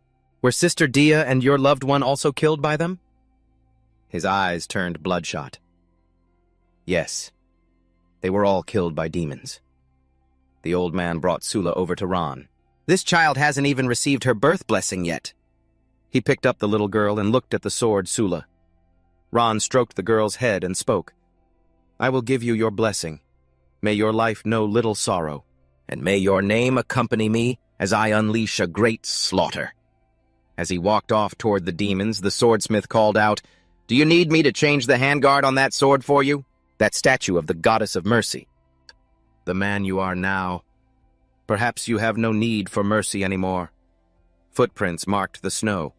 A question arose. Mercy that only heals the wounded. That is just a temporary solution. It's nothing more than the self-deception of the Order of Mercy. As for me, before those wicked beasts can raise their blades against the innocent... Ron dragged the sword through the snow. He charged like lightning, cutting down one after another, group by group. I will slaughter them all, until the corpses pile into mountains. Ron's eyes glowed red, until a single swing of his blade makes rivers of blood flow, until every last one of them is hunted down and exterminated. Ron stood atop the mountain of corpses. This is true mercy. Returning to the present. So your Uncle Ron, Grandpa, used to tell me stories about you. But Uncle, why do you look like a demon now? Besides, you're much younger than I imagined. You don't look over 30 at all. Ron doesn't answer, instead turning the question back on her. It's a long story. Let's just say I take good care of myself. And you, kid, why were you kidnapped by the demon clan and brought here? Sula crosses her arms and sighs. It's a long story for me, too. I'm not going back to my grandpa until I've forged the most powerful demon-slaying sword. He opens his eyes and glances at her. Well, then keep trying. Hearing this, the little girl was overjoyed. Really? You think I can do it? Ron picks up a tree branch. As he writes, he says, having something you truly want to do, something from the heart, that's a good thing. It's admirable. The vampire knight saved you from the serpent demons. After you wake up, put on these demon clan furs and head straight east. You will reach the border of the Olivia kingdom. The group of people lay sleeping soundly on the grass. Andre woke up first and quickly called to the others. Everyone wake up. Look at this note. It's the legendary vampire knight, the disciple of the demon-slaying maniac, Gron. The three of them quickly huddled together, glancing into the distance. Could it really be true? Meanwhile, with Gron's group, the three of them had finished dealing with the burlap sacks and other tools, each bringing some back. So what about you, kid? What did you get done? Sula scoffs and holds out her hands, making a simple sword forge like this. It was a piece of cake. It's just a shame that the only high-grade steel mine for forging Antuk steel has been captured by the Demon Clan. It'll be really hard to get it now. I have all this skill but no opportunity to use it. Suddenly he holds something out in front of the little girl. Ron speaks up. I grabbed this earlier. We're in luck. Sula looks at it excitedly. You're a master of picking things up on the side. Seeing this, he asks, so kid, you know how to forge Antuk steel? The little girl hugs the item and replies, of course. Don't underestimate me. I'm one of only 3 people in the world who knows how to forge Antuk steel, you know. 3 people. You, your grandpa, and who else? Sula's answer made Ron's face darken. The current generation's demon king, the conqueror Agricola. He's considered the strongest demon king in history. However, he scorns the idea of forging swords for other demons. He only forged 2 swords for his personal use, including his 2, and subtracting your holy sword, Sura, which was destroyed, there are now only 6 Antuk steel weapons left in the world. I never expected a threat like that to exist among the new generation of the Demon Clan. I have to get stronger and fast. Seeing Ron leave, the little girl calls after him, Hey, mister, where are you going? He unwraps his bandages and replies, To continue my hunt. The land of peaks, the chieftain's private hot spring. A subordinate kneels before the door saying, Chieftain, that underground black market. There are no survivors. They've all been killed. The despicable nature of the Demon Clan truly can't be contained. From now on, your patrol teams must crack down even harder. On the human trade. Yes, understood. Soaking in the water, Bone Crusher adds. And as for those bodies, make use of the trash. Hang them in the square so everyone can see the consequences of defying my ban. After hearing this, he asks, So, how should we find the culprit now? She doesn't answer, instead shouting, That's not for you to worry about. Get lost and do your job. By the way, inform the mess hall and the slaves that if tomorrow's breakfast is still this terrible, they won't need to be alive anymore. Having said that, Bone Crusher sinks lower into the water. She frowns in thought. I'm craving a little quality sugar. Over at the camp, 2 monsters are talking. It's been a little uneasy around here lately. We should probably stick together in larger groups. You think it's those Demon Clan bandits? The ones with 3 or 4 seals from the lawless lands sneaking in to cause trouble. Are you an idiot? You think the chieftain wouldn't immediately recognize some strange faces with 3 or 4 seals? Is there a way for someone to look like they only have 1 seal? Nearby? Ron silently looks down at his hand, forcibly changing the displayed seal, huh? That's a master-level seal control technique. But then one of the two marks on his hand vanishes. But you damn moron, are you trying to say there's a master-level powerhouse hiding right here among us? The demons here are starting to get wary. Pretending to be a one seal to bait them out might be more effective than a direct attack. A crowd gathers to gossip. Another genius is dead. Was that post from today? He was about to reach 3 seals. He wasn't on the same level as that blonde kid or his sister. It's so weird. For the past year or two, these geniuses keep dying mysteriously. Good thing I'm just a weakling. Ron's face darkens as he walks away. I didn't kill this guy. Besides, like they said, a few other prodigies from the demon clan have been killed strangely before. He couldn't help but wonder, could there be another predator here besides me? Ron's steps suddenly halted. He turned, glancing behind him. The noisy area had suddenly fallen silent, and a wind began to pick up. Ron muttered to himself, even though I can't guess who would be deliberately following a surf like me, I'm pretty sure it's not because they want to steal my wheat-growing techniques, right? A figure shot out from behind the house, lunging at him. Ron leaned back, dodging the attack, and threw a powerful punch back into the person's stomach. But it had no effect whatsoever. Ron narrowed his eyes, thinking, such strong defensive power. He quickly backed away. The other person calmly dusted off the spot where they were hit. Ron suddenly kicked a house pillar hard. Water from above poured down straight onto the stranger. The figure scoffed and said, so stubborn. You've already lost, and you still want to continue. The person quickly grabbed Ron's hand. Looks like I overestimated you. He immediately unleashed his power, sending it straight into his opponent, who screamed out. The figure gritted their teeth, trying to endure it as the ground around them shattered. They immediately fled into the distance. He watched them go, thinking, I immediately increased the density of my seal's power throughout my body. Could you have handled it? The two stood watching each other from a distance. A piece of cloth fluttered, drifting between them. Then it gently fell to the ground. The surrounding scenery was in ruins. Twycott returned and took off her cloak. Forget it, I'm not chasing him. At his speed, I wouldn't be able to catch up even if I wanted to. She brought a hand to her chin and smirked. Someone that dangerous is only at the first seal level. If I get the chance to catch him, should I behead him on the spot or take him in as my dog? Meanwhile, on Ron's side, just as I predicted. Right now, I can only give her a few superficial wounds. The Untuk Sura steel sword will probably take a few more months to forge. He returned to the cave. Looks like I have to find a way for Zatwe to evolve into a new form, and it has to have enough destructive power to chew through this tough bone. Suddenly, a cloud of dust appeared. Ron raised a hand to shield his eyes. He peeked through his fingers and saw Sura. Didn't you make a flu? The little girl rubbed her head and laughed. I was too excited about getting the Antuk steel and completely forgot. Sura quickly turned and ran. Oh no, it's about to be overheated. She picked up the tongs. Sula stared intently, handling it with extreme care. Sula gently set it down. Ron walked closer and asked, Is this the sword you forged for me, kid? The girl wiped her face and replied, Yeah, I figured you don't have much strength right now, so this sword is easy to handle and its balance is excellent.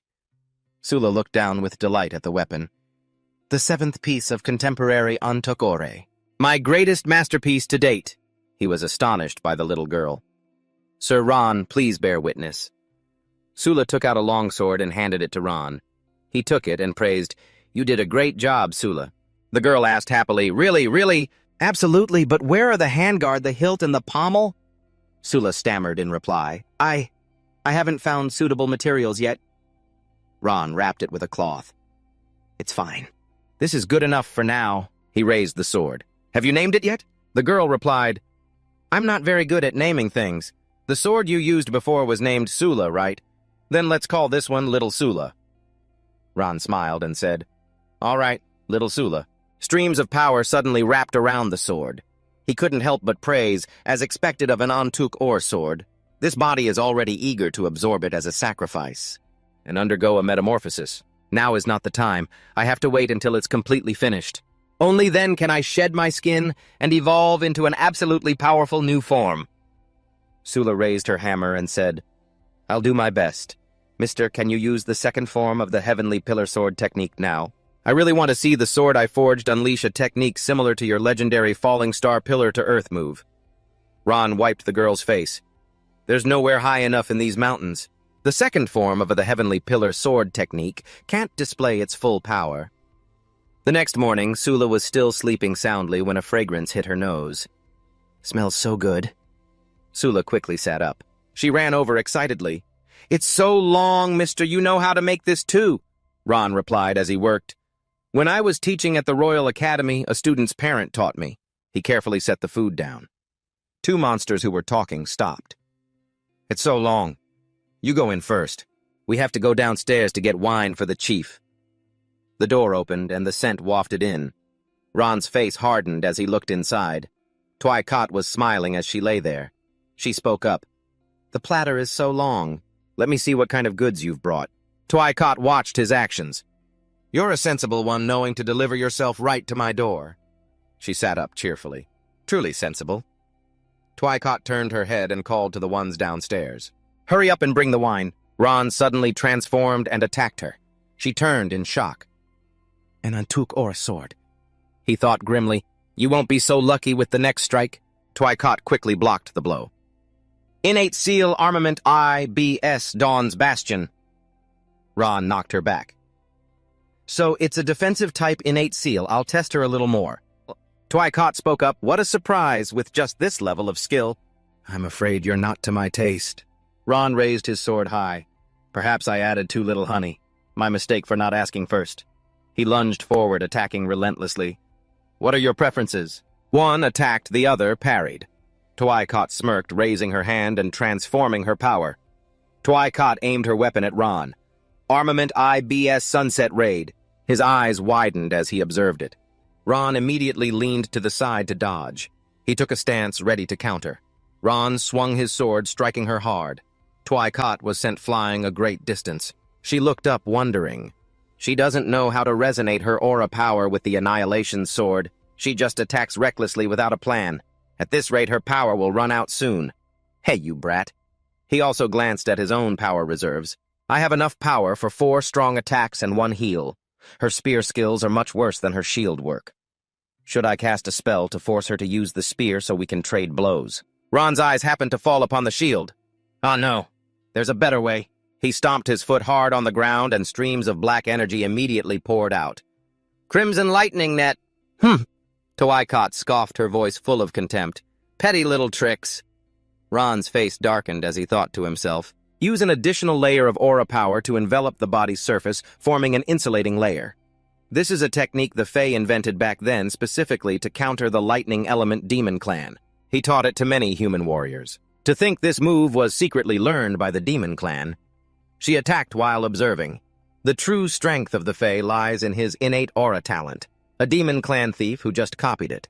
How could he possibly compare? Twy-Cot turned her head and sneered, What's the rush? She suddenly transformed.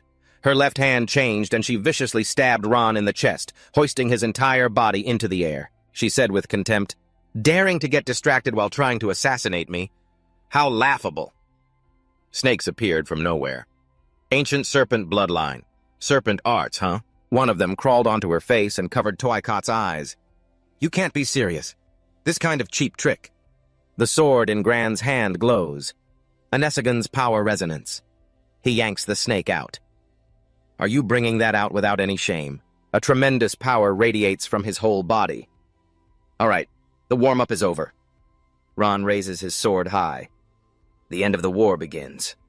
Once upon a time, the evil magma serpent schemed to devour the 3 moons, causing the night to fall into eternal darkness. To protect the moonlight in the dark, the great hero Ibs took up arms and rose to the challenge. His spear and shield were melted by the serpent, so he fought it with his bare hands. In the end, the magma serpent was crushed to death, and he too was burned to ash in a glorious sacrifice. Twy-Cot focuses spiritual energy in her hand. Twilight Raid. She recalls it. Her eyes widen, full of bloodshot veins. This isn't good. Too late. Ron had already charged with his sharp sword. This was the opening from her transformation of spear and shield. Without a hint of hesitation, he stabbed straight through Twy-Cot. For a brief moment, Ron froze, because she had caught the blow. Finally, I've caught you. Twy-Cot quickly counterattacks. IBS's armament potential. Instant awareness. Palm. She puts her all into striking back at Ron.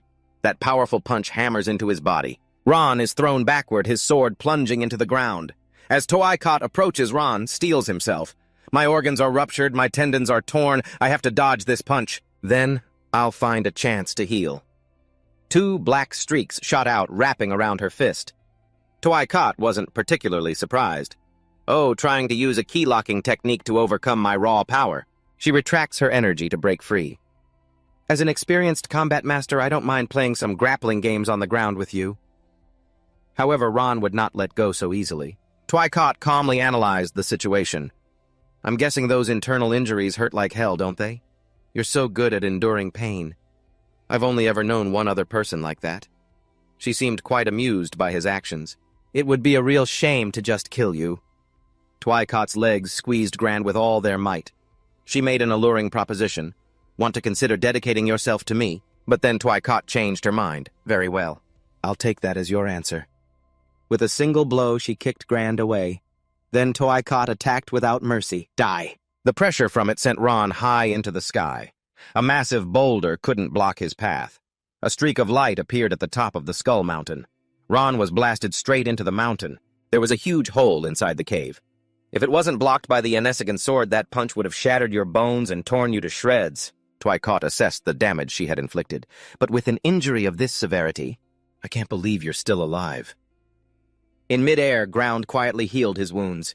He landed on a floating rock to gain his balance. Shattered pieces of the mountain floated all around. A source of light shone from the center. Ron once again entered his powered-up state. Tuai scowled, her brow furrowed in speculation. Heavenly Fall Sword Technique Second Form. From high above, he unleashed a powerful technique. Fierce Thunder, Heavenly Fall Sword Technique. She refused to lose and met his attack. Filthy Demon, how dare you? Both sides charged at each other with determination. The collision from their two blows created a violent shockwave. Beams of power shone through the openings. After a moment, the fortress returned to its original form. Dust and smoke obscured Ron's silhouette. As the mist dissipated, it revealed him still standing tall. Ron's eyes were fixed forward with a piercing gaze. On the other side, Tuai remained safe after the attack. If I hadn't used this move in time, I truly would have been struck down by your sword. She used her powers to heal her wounds. Tuai acknowledged his strength. In the 2 years I have been a demon, you are the first person to force me to use this technique. Her entire body emanated a dense killing intent. Talent Seal Immortal Battle Arts. Transformation. She absorbs all attacks. Filthy Demon, you should be proud of yourself. Ron was somewhat astonished by that form. Immortal Battle Arts. Tuai attacked with ferocious intent. Now take that pride and go to hell. He called out her name, somewhat confused. Facey. That directly caused her to freeze. Facey stopped, retracting all her killing intent. She pulled away the bandage on Ron's neck, revealing a character. The story returns to when Faye was with Merovius's group. I've contacted Ron. He has agreed to join us. We arranged to meet him up ahead. Ron, the demon-slaying maniac. I always thought he was just a character made up by the people of the South, a legend used to boost morale. From a distance, Faye spotted something unusual. Why is that mountain peak so round? It's perfectly round. Before their eyes, the mountaintop was moving, but it was actually the top of a mountain ape's head. Fa quickly recognized this monster as a giant demon mountain ape. It clutched its head, roaring in agony. They were surprised to see the mountain ape changing. How did the top of its head get so pointed? Merovius immediately issued a warning. That's the first form of the Heavenly Fall Sword Technique. Facey, finding it hard to believe, wanted to confirm again. The what? At this time, the top of its head emitted an abnormal light. The mountain ape seemed to be gradually losing control. It staggered, unable to support itself on its feet. Then, the entire body of the mountain ape came crashing down. Soka had already started chanting a spell, and a protective barrier surrounded their group. The demon ape's body gushed streams of serum. A thick fog enveloped the space. It now looked incredibly pathetic. There was a disturbance within the mountain ape's teeth. Everyone got into a defensive stance, ready to fight. Its body began to shake. A hand stained with a syrupy substance emerged from the mountain ape. It turned out that Ron was the cause of all this. He coldly asked Merovius, "Merovius, are these three the assistants you mentioned in the letter?" He quickly tried to defuse the situation. "Why the tense tone? We're going to be comrades from now on. We have to fight the demon emperor together." But Ron remained unfriendly. That's all it is and nothing more. Drawing a clear boundary is beneficial for us. He jumped down lightly from on high. Ron walked past Merovius, lecturing him. Feelings that run too deep will only become a burden. or a potential disaster. Faye stood blocking his way. She expressed seriously, "I do not agree with the way you put things." Ron paid her no mind. "Whether you agree or not has nothing to do with me." With that, he walked past Faye. Moravius spoke up on Ron's behalf. "Please forgive him." Model. His personality isn't very friendly, but she didn't mind too much. It's fine. As long as he sticks to his principles, it's fine. Maybe in the future I wouldn't even be with him. Faye would just quietly observe with no friendship at all. Back in reality, she choked up, "Is it really you?" Faye was now standing opposite Ron. He just smiled and gave a slight nod. Overjoyed, she hugged him tightly. "This is great. You're alive too." Faye held him close. Her tears made Ron sigh. "Why are you crying like this?" "This isn't like you at all." With tears in her eyes, she confessed, "I just never thought I'd get to see my friends again." Seeing this, he felt guilty and apologized. "I'm sorry. If I had done better back then, you all wouldn't have—" Just then, some of his men walked in. "What's going on, Lita?" They froze at the scene before them. Faye quickly shooed them away. "This doesn't concern you. Get out. I need to rest for a moment to recover my power." Those men obediently left. The floors already collapsed a few layers. That was intense. A textbook case of pent-up power being released like a wild beast or a flash flood. A cry of pain came from inside. They immediately started gossiping. Even with her defenses, she got hurt. No wonder she was crying her eyes out. Don't listen to things you're not supposed to. Ron was using a healing spell on her. Faye asked gently, "Ron, are you still feeling guilty about what happened all those years ago?" He stiffened, unable to answer, but she stopped him. Stop. It used to really annoy me when you'd always say something like, "I have to do better." Stop nagging. Ron was confused and wondered, "Do I really nag a lot?" Faye confirmed without hesitation.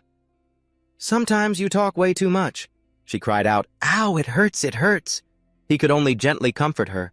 "Just bear with it," crying out in pain over a little thing like this. "Well, you broke more than 10 of my bones, you know." Faye immediately clarified, "I'm afraid of pain, you know, that's why I wore those shoes back then." In a quiet and peaceful space, a lavish meal had been laid out. Ron continued his questions. "So does that mean you've been reincarnated as a demon for 2 years?" She added a few more details. "There's also Fa. Back then I used our bloodline connection to find my little sister Fa. For some unknown reason, I thought it was just the two of us who had been reincarnated." He glanced over at her. "So, you changed your gender?" Ron was very surprised by her current appearance. "How did you end up as a female demon?" Faye gave him a look, then smirked as she corrected him. "I've always been a woman, you know." In disbelief, Ron exclaimed, "Huh?" Faye hesitated. "So, does that mean that in our past life for the 2 or 3 years we were together, you thought I was a man the entire time?" He covered his face, lamenting, "Maravac and I got into an argument once. He told me I was terrible at reading people. I just thought he was saying it in anger." Ron desperately searched for an ally. Everyone else knew, but she confirmed everyone knew. He turned to Fa and grumbled, "Why didn't you say something sooner?" Fa shot back, "Why didn't you ask sooner? I just assumed you knew." Ron tried one more time to confirm. "You're joking, right? This can't be real." She had to point out the evidence. "Have you never heard Fa call me Big Sister?" He explained his reasoning. "I just thought Jieji was some kind of military title in your northern tribe's language like Yaraboye or something." Noticing Sula Faye asked, "Whose kid is this?" Ron explained from beside her. "She's Alexius's granddaughter. Sword forging is physically demanding, so the little one needs to get proper rest." She then noticed the wooden statues on the table. Faye counted them one by one. 1, 2, 3, 4. One is missing. Then she happened to spot something on the ground. Faye picked it up, confused. "Why, hate yourself." He replied seriously, "It's a reminder to myself that I must do better from now on." Then Ron turned back to her and declared, "This time I want to uproot this evil for good, and I want to protect all of you." Faye just shrugged dismissively. "Ridiculous." She pointed at Ron. "Just you," Faye confidently declared, "when it comes to destroying those scum, of course you have to count me in." The two of them shook hands like comrades, a firm handshake sealing their bond. In the distance, their wooden statues stood the collection now complete. Ron thoughtfully asked, "So for these past 2 years you've been commanding the demons on the surface, while secretly assassinating the rising stars of the new generation, am I right?" Faye admitted frankly, "That's right. to prevent talented individuals from growing up and becoming a threat to one side. Besides, it's also beneficial for me here in this wasteland. Except for the vice captain I promoted who's fairly obedient, anyone else with even a shred of power wants to kill me and take my position. She recounted calmly, "It's all because of the second-generation tyrant demon king. He pays no attention to politics, which makes the demons here much harder to manage than in other kingdoms." Hearing this, Ron remarked, "It seems the tyrant demon kings all have a taste for mystery. No one ever saw the first generation and the second is just copying him." Faye then mentioned with some concern, "Oh right, there's one more little thing that's been bothering me. The demon race was born for slaughter. And even though we've evolved to have emotional capacities similar to humans, sometimes I still feel like my mind is being controlled by the instincts of this body." But Ron had noticed it too. "I can feel it too. My demon nature has made me a bit unusual," she quickly asked. "Unusual how?" He answered honestly, "My personality has become milder, and my methods for destroying enemies are lacking a lot of creative inspiration." Hearing that Faye could only grimace in annoyance, Sula rubbed her sleepy eyes and asked, "Who is this lady?" The woman pinched her cheek, amused. "Such an adorable little face." Ron sighed and explained, "She's a Fae who was reincarnated into the demon tribe like me, and she's the Fae who was playing with you. Your uncle dresses in rags like this." She gently hugged Sula. "You guys pack your things. Come to my basement later. It's more discreet and spacious than this place." Afterward, the three of them moved to another location. He glanced around in admiration. "You've gathered a lot of intel in this basement over the past 2 years." Faye obviously replied, "Of course." Many names were listed on the board. Sula protested unhappily, "Don't treat me like a doll." The little girl was now dressed more prettily. "Is it pretty?" "It doesn't feel very convenient for forging, though." Ron immediately agreed, "Very pretty. It has the style of a custom-made piece from a royal designer." Faye asked very enthusiastically, "So what do you think? Now you see my skills are the real deal, don't you?" He, not wanting to lose, teased back, "I used to think you were just all talk, struggling for days just to make a grass skirt." Faye immediately argued back, "I already told you. It was due to limited resources. Besides, didn't you think it had a very island-style flair?" She rummaged through her things. "I think it needs some accessories to match." In that moment, Ron saw something. He didn't let it go and grabbed it. Ron wanted to confirm what this item was. The Call of the Sea Soul. Hearing that, Faye replied, "Isn't it just a seashell that looks a little pretty? It's a toll that the mountain demon merchant caravan paid me." He explained its origin. "This is an item passed down from ancient times. I've read records about it at the Royal Academy." She also knew about it. "Ancient? You mean the Republic? That was destroyed over 300 years ago." Ron then nodded in confirmation. "That's right. This item has a very useful function. Scholars at the Royal Academy once experimented with it. It can allow a person to temporarily enter another person's soul. After entering the soul, you can also observe the other person's past memories from an observer's perspective."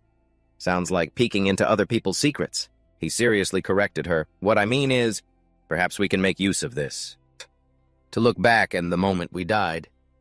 That image was still deeply engraved in Ron's mind. Ron still had many lingering concerns. "At that time, I always had a strange feeling, but I didn't have the strength to pay attention. That's why I want to try again. So I want you to enter my soul and see if it was for some reason back then that led to our reincarnation." After hearing him out, Faye agreed, "No problem." She was ready to act. "Let's do it." Ron quickly followed up. "Okay, you're as reliable as ever. Now let's fit the other half in." Faye asked, confused, "The other half?" He raised an eyebrow and replied, "That's right, it has to be complete to be used." She guiltily explained, "The other half is gone." Faye began to complain bitterly. "It's so frustrating. There's a group of demon bandits in the lawless zone who have been sneaking around here for the past few months. A lot of my supplies have been stolen by them. Half of the seashell was probably among them. But Ron didn't let it go. "Why didn't you steal it back? They shouldn't be a match for you, right?" She made an excuse. "You know I'm not very good at tracking." "Those guys aren't easy to catch," he complained helplessly. "I was about to say, didn't I teach you stealth and hiding skills in the past? How have you not improved at all after all these years?" Ron lectured angrily. "Whether it was chasing me back then or assassinating that demon prodigy, if you were just a little more thorough, you could have seen the openings." Faye had to concede. "I'll practice properly later." He raised his voice, forcing the issue. "Not later, right now." In another area where the demons gathered, a few of them were chattering incessantly. It's been 2 years since the Yuanshan lands sent troops to raid the humans. We gain nothing from constantly robbing them. The Demon Tooth Mountain region offers specialty mushrooms to the Yuanshan lands. The first segment fortress offers high-quality cane sugar to the Yuanshan lands. The Angel sect offers grape wine to the Yuanshan lands. There's so much food and it tastes delicious. In the distance were a female demon and a great fly demon. Even a mosquito is still meat. You prefer stability, huh? He boasted about their achievements. If we slowly build up our strength, sooner or later we'll be strong enough to return to the lawless zone and deal with that damn Ta Long. Outside, the working demons had just stolen 2 more chests of supplies.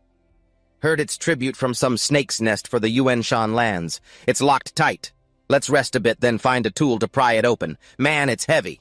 They placed the 2 wooden chests on the ground, and then they turned and walked away. Those 2 chests look very unusual. A second later, 2 human legs appeared. Faye whispered in admiration, "You still have your ways. These bastards are like a swarm of flies that smelled shit. Saves us the trouble of looking for them," Ron also whispered back. "Don't use that metaphor next time." The 2 silently communicated, "We've infiltrated. Can't we just attack and capture them all at once? They aren't strong, but their numbers are all here. There might also be hidden guards. We can't guarantee it will go smoothly."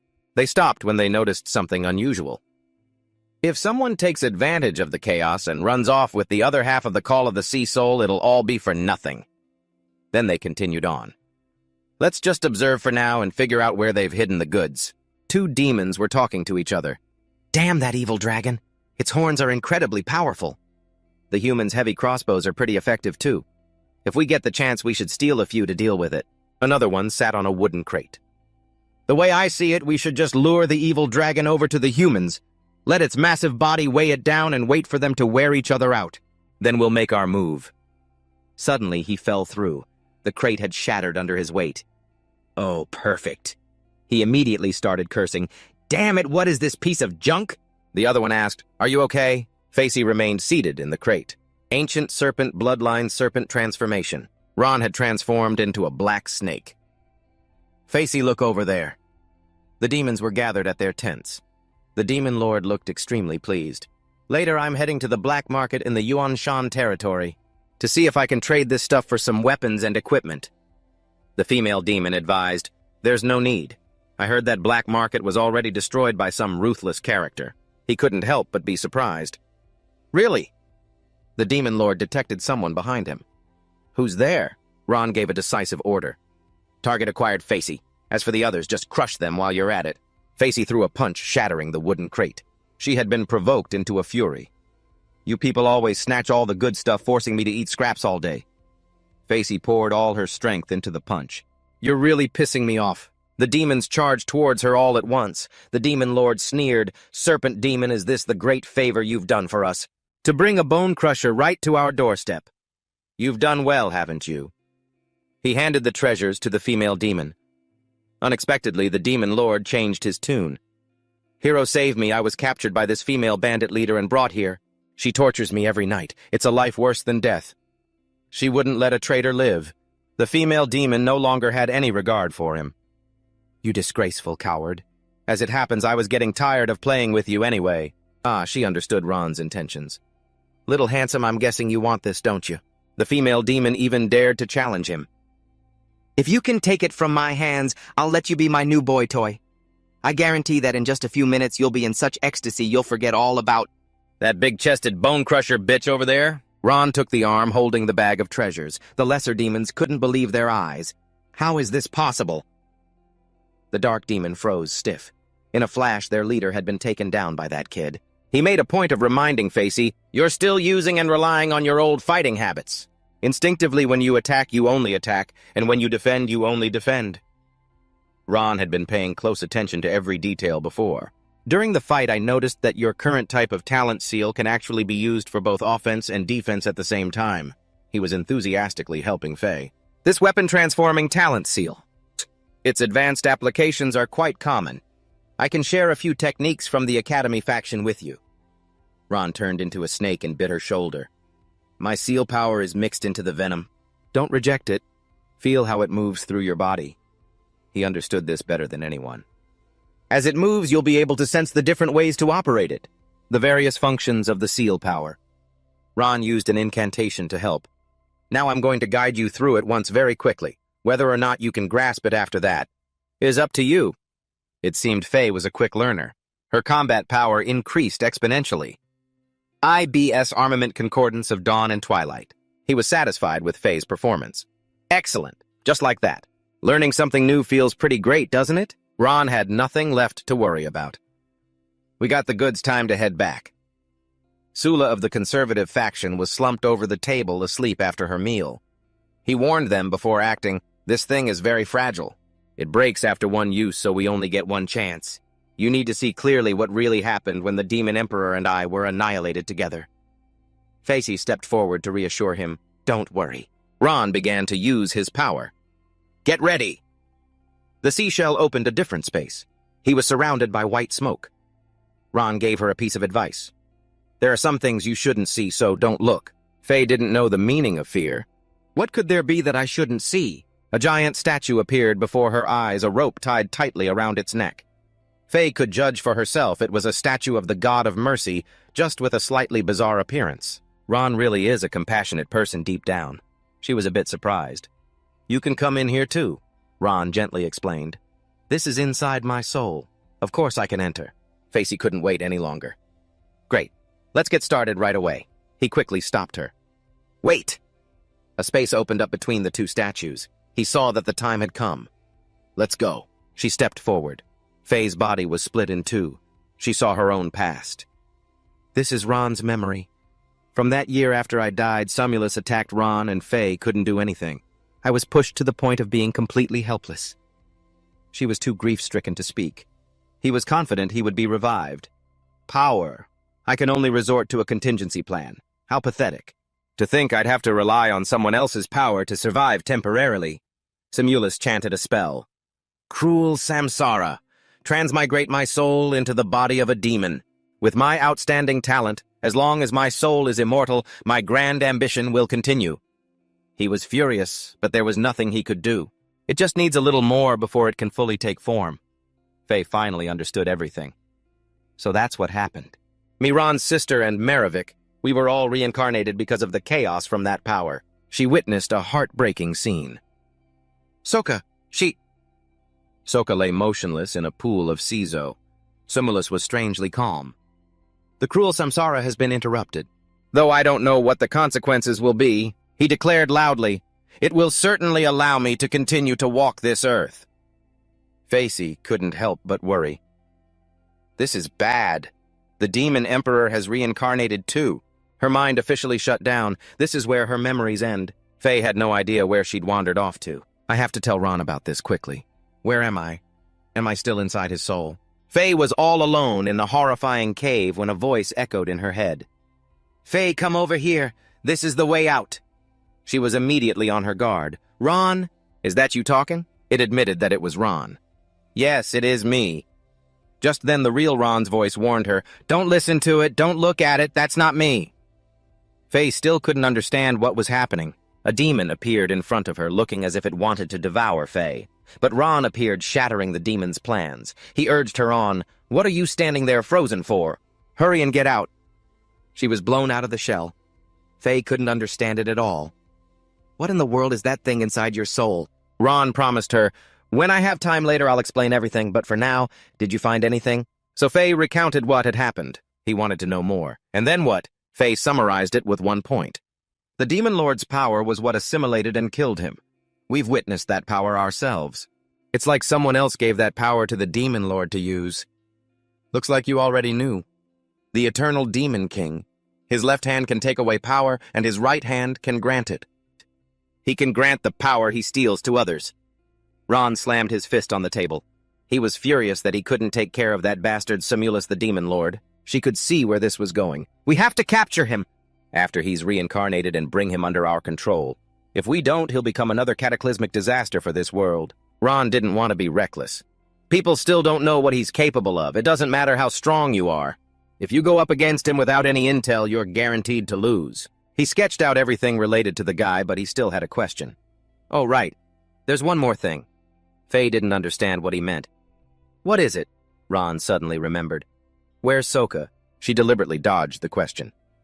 Things were too hectic back then, I wasn't paying attention. Faye changed the subject. Sula, are you hungry? Sula suddenly woke from her nap. Yeah, I'm hungry. Faye immediately seized the opportunity. Well, perfect. Let's go get dinner ready. He easily saw through her. Faye, you don't have to change the subject. Ron didn't want her to hide from it. Just tell me the truth. Faye was surprised he'd say that. She found it hard to start. How am I supposed to say it? Fia and Merovius were going fishing together when they saw two figures sitting by a fire. Fia immediately stopped them. Hey, you two don't go over there. He froze on the spot. Why? She was clearly a practical one. You're a married man and you can't read the mood here. Merovius threw a wet blanket on her mood. Well, now you know why my ex-wife and I got divorced. Soka quickly noticed something odd. Sir Ron, I just realized. The number over your left eye is gone. Why? Ron pointed to his eye. This, he began to explain. When I kill someone I don't want to, that number appears on my face.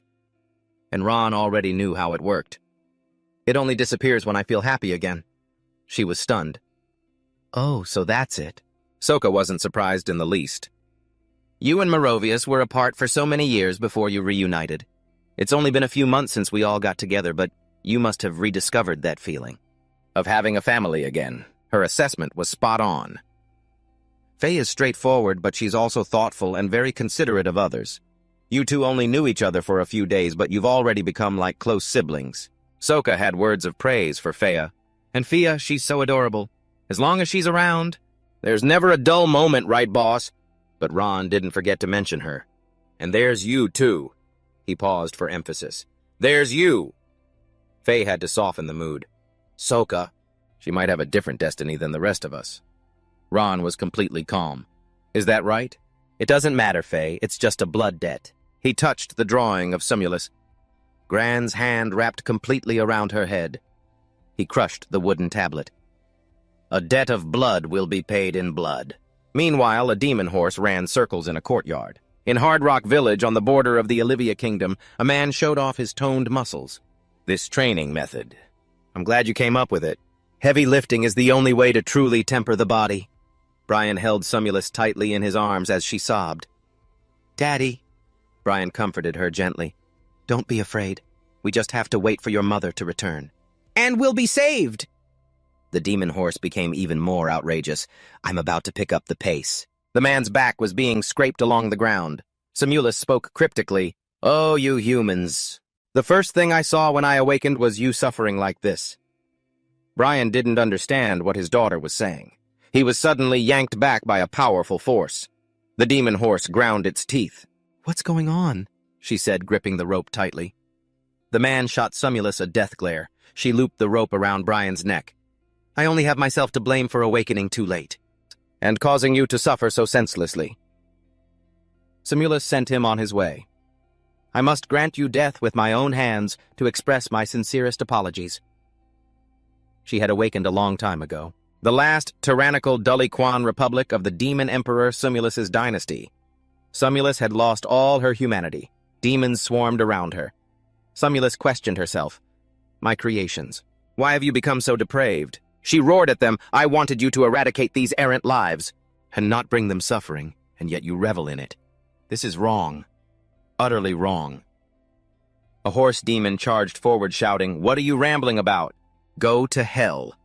She was decisive and ruthless. Innate ability judgment of sin, decree of corporeal punishment. The demons around her turned to dust, not a single trace left behind. But Sumulus could not forget Ron. To think that the battle 5 years ago would end up like this. Oh, Ron, you are truly someone I find hard to forget. She had gathered a lot of information.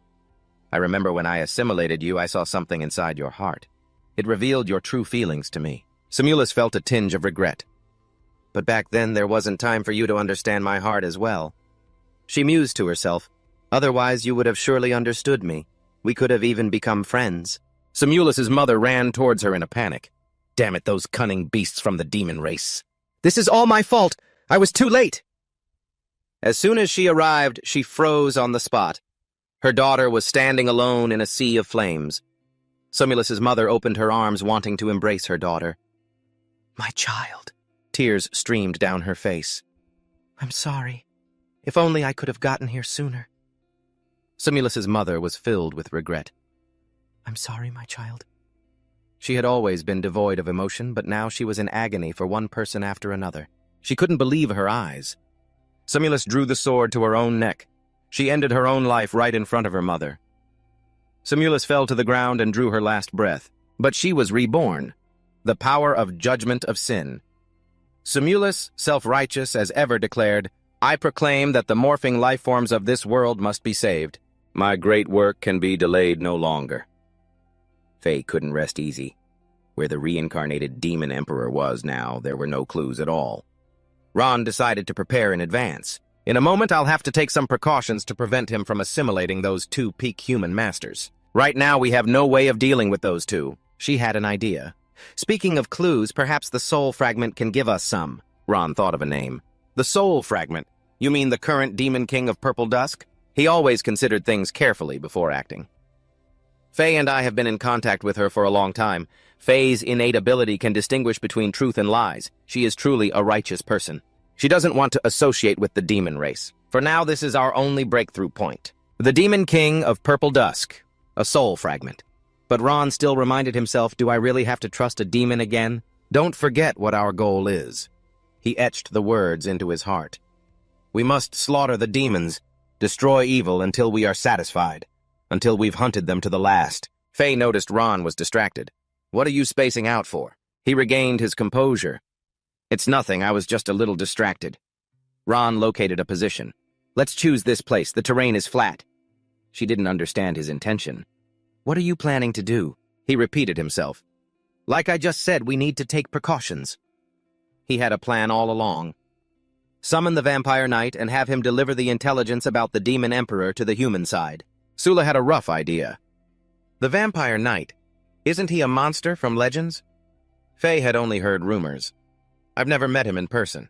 I've only heard about his terrifying strength and methods. Villains would rather commit suicide than fall into his hands. Ron immediately let a drop of his blood fall onto the grass, and his formation array was complete. 2 hours later, the little girl ran over to take a look. Ron found an excuse to save face. Maybe it's been too many years since I last summoned him. He's just not responding right away. Faye couldn't wait any longer. My body's too drained of energy. I need to sleep for a bit. If the Vampire Knight arrives, remember to wake me up. He agreed cheerfully. Got it. The formation array remained as it was. Sula felt let down. Is this for real? The long-winged vampire? Isn't he just something from a horror story? A strong gust of wind swept past the little girl.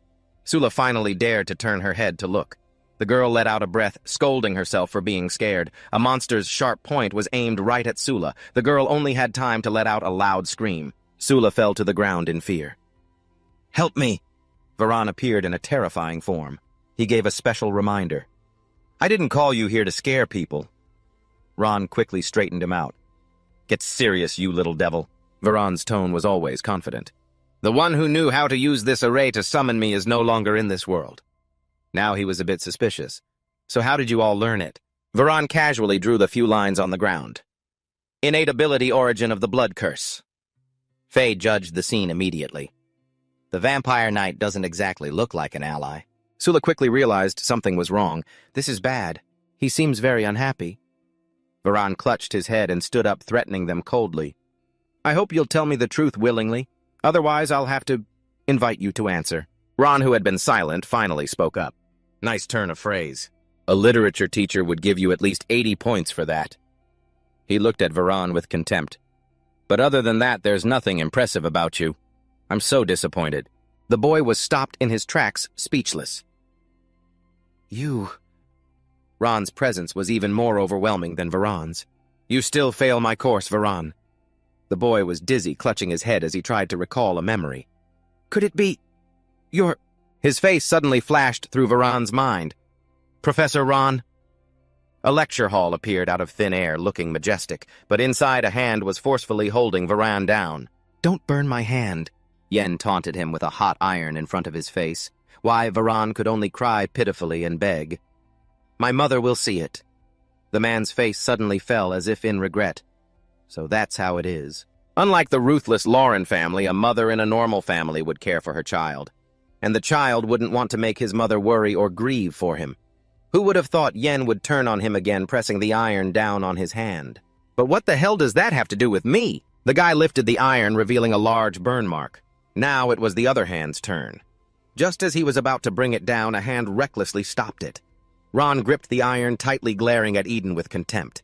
He narrowed his eyes, threatening Eden coldly, "If there's a next time, I'll call your parents to come and drag you home." Though furious, the guy only dared to point and curse. An honorary professor with no official title. How dare you? A second later, the three of them were thrown outside. Ron still stared at them with a cold gaze. When he saw him step forward, Varan rushed to stop him. "Wait!" He tried to run through the crowd, shouting as he chased after Ron. Please wait a moment. But Varan's only reply was his retreating back. "I didn't even get to—" The door suddenly slammed shut, preventing his words from reaching Ron. Thank you, Professor, he muttered nearby. Two students peeking through the glass caught Varan's attention. Holy crap, the lecture hall is packed. There have to be at least 1,000 students in there, right? You're so clueless. He too became very curious upon hearing these words, so he peeked his head in to look.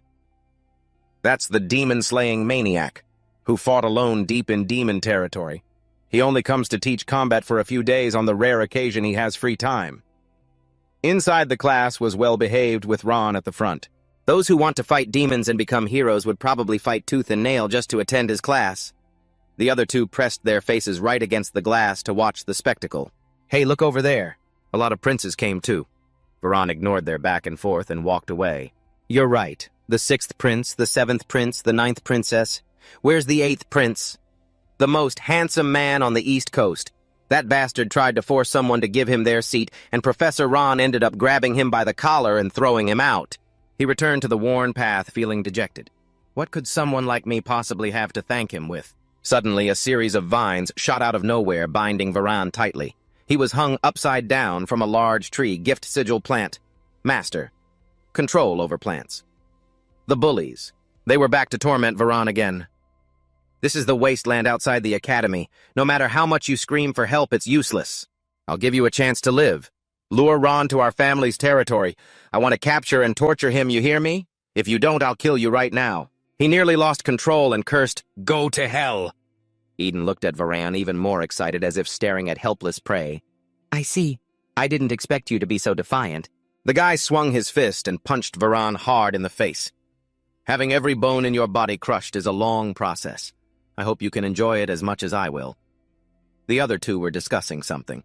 So how should we handle this? Where should we bury this guy later? The usual spot. Meanwhile, he was beaten until he was dazed, but he was still silently worrying about Ron.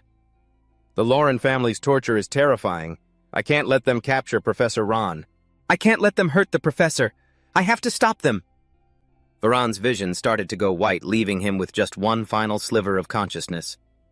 That's right. The gift sigil. I have to use my gift sigil to escape. Before he passed out, a mocking voice echoed in Varan's ear. An idiot like you who doesn't even dare to practice with his own gift sigil. Probably doesn't even know how to use it. His brain sent signals throughout his body. He was in agony all over and couldn't breathe. I'm going to die. Ugh. Very quickly, a flash of light appeared as Ron managed to catch Varan just in time. He held Varan up with one hand, offering words of praise. You're a tough kid. Once steady on his feet, he immediately warned Ron, The Laurens, they want to hurt you. Where are the 3 of them? But he seemed completely unafraid, merely glancing upwards. They're about to fall. In the sky, the 3 bullies were plummeting at a dizzying speed. After an impact, drops of bright red liquid splattered everywhere. He was witnessing a rain of blood. Hearing Ron's nonchalant tone, he froze instantly. Their parents might have a bit of trouble scraping them up to take them home. He, on the other hand, was calm enough to extend an invitation to Varan. Come to class tomorrow. I saw the gift sigil on your application. It has a lot of potential. But he was always insecure about himself. But my classmates all say my gift sigil is terrifying. I don't dare to use it. If it's terrifying, Ron quickly offered some bold advice, then make it the enemy's nightmare. And so Varan became his shadow, following him relentlessly. Professor Ron, I really don't know how I can ever thank you. Ron was also a very dedicated teacher. That's a problem for you to consider. It's not my job to think for you. I'm still wondering what to eat for dinner tonight. On the way to the lecture hall, Varan chattered non-stop. My mom is making a fruit tart today, Professor. What kind of fruit do you like? He replied briefly and dismissively. Strawberries, I guess. Before long, the sky was blanketed by night. At the same time, a voice echoed, Varan, do you understand the situation completely? He stood up straight and reported seriously, Yes, sir. Crystal clear.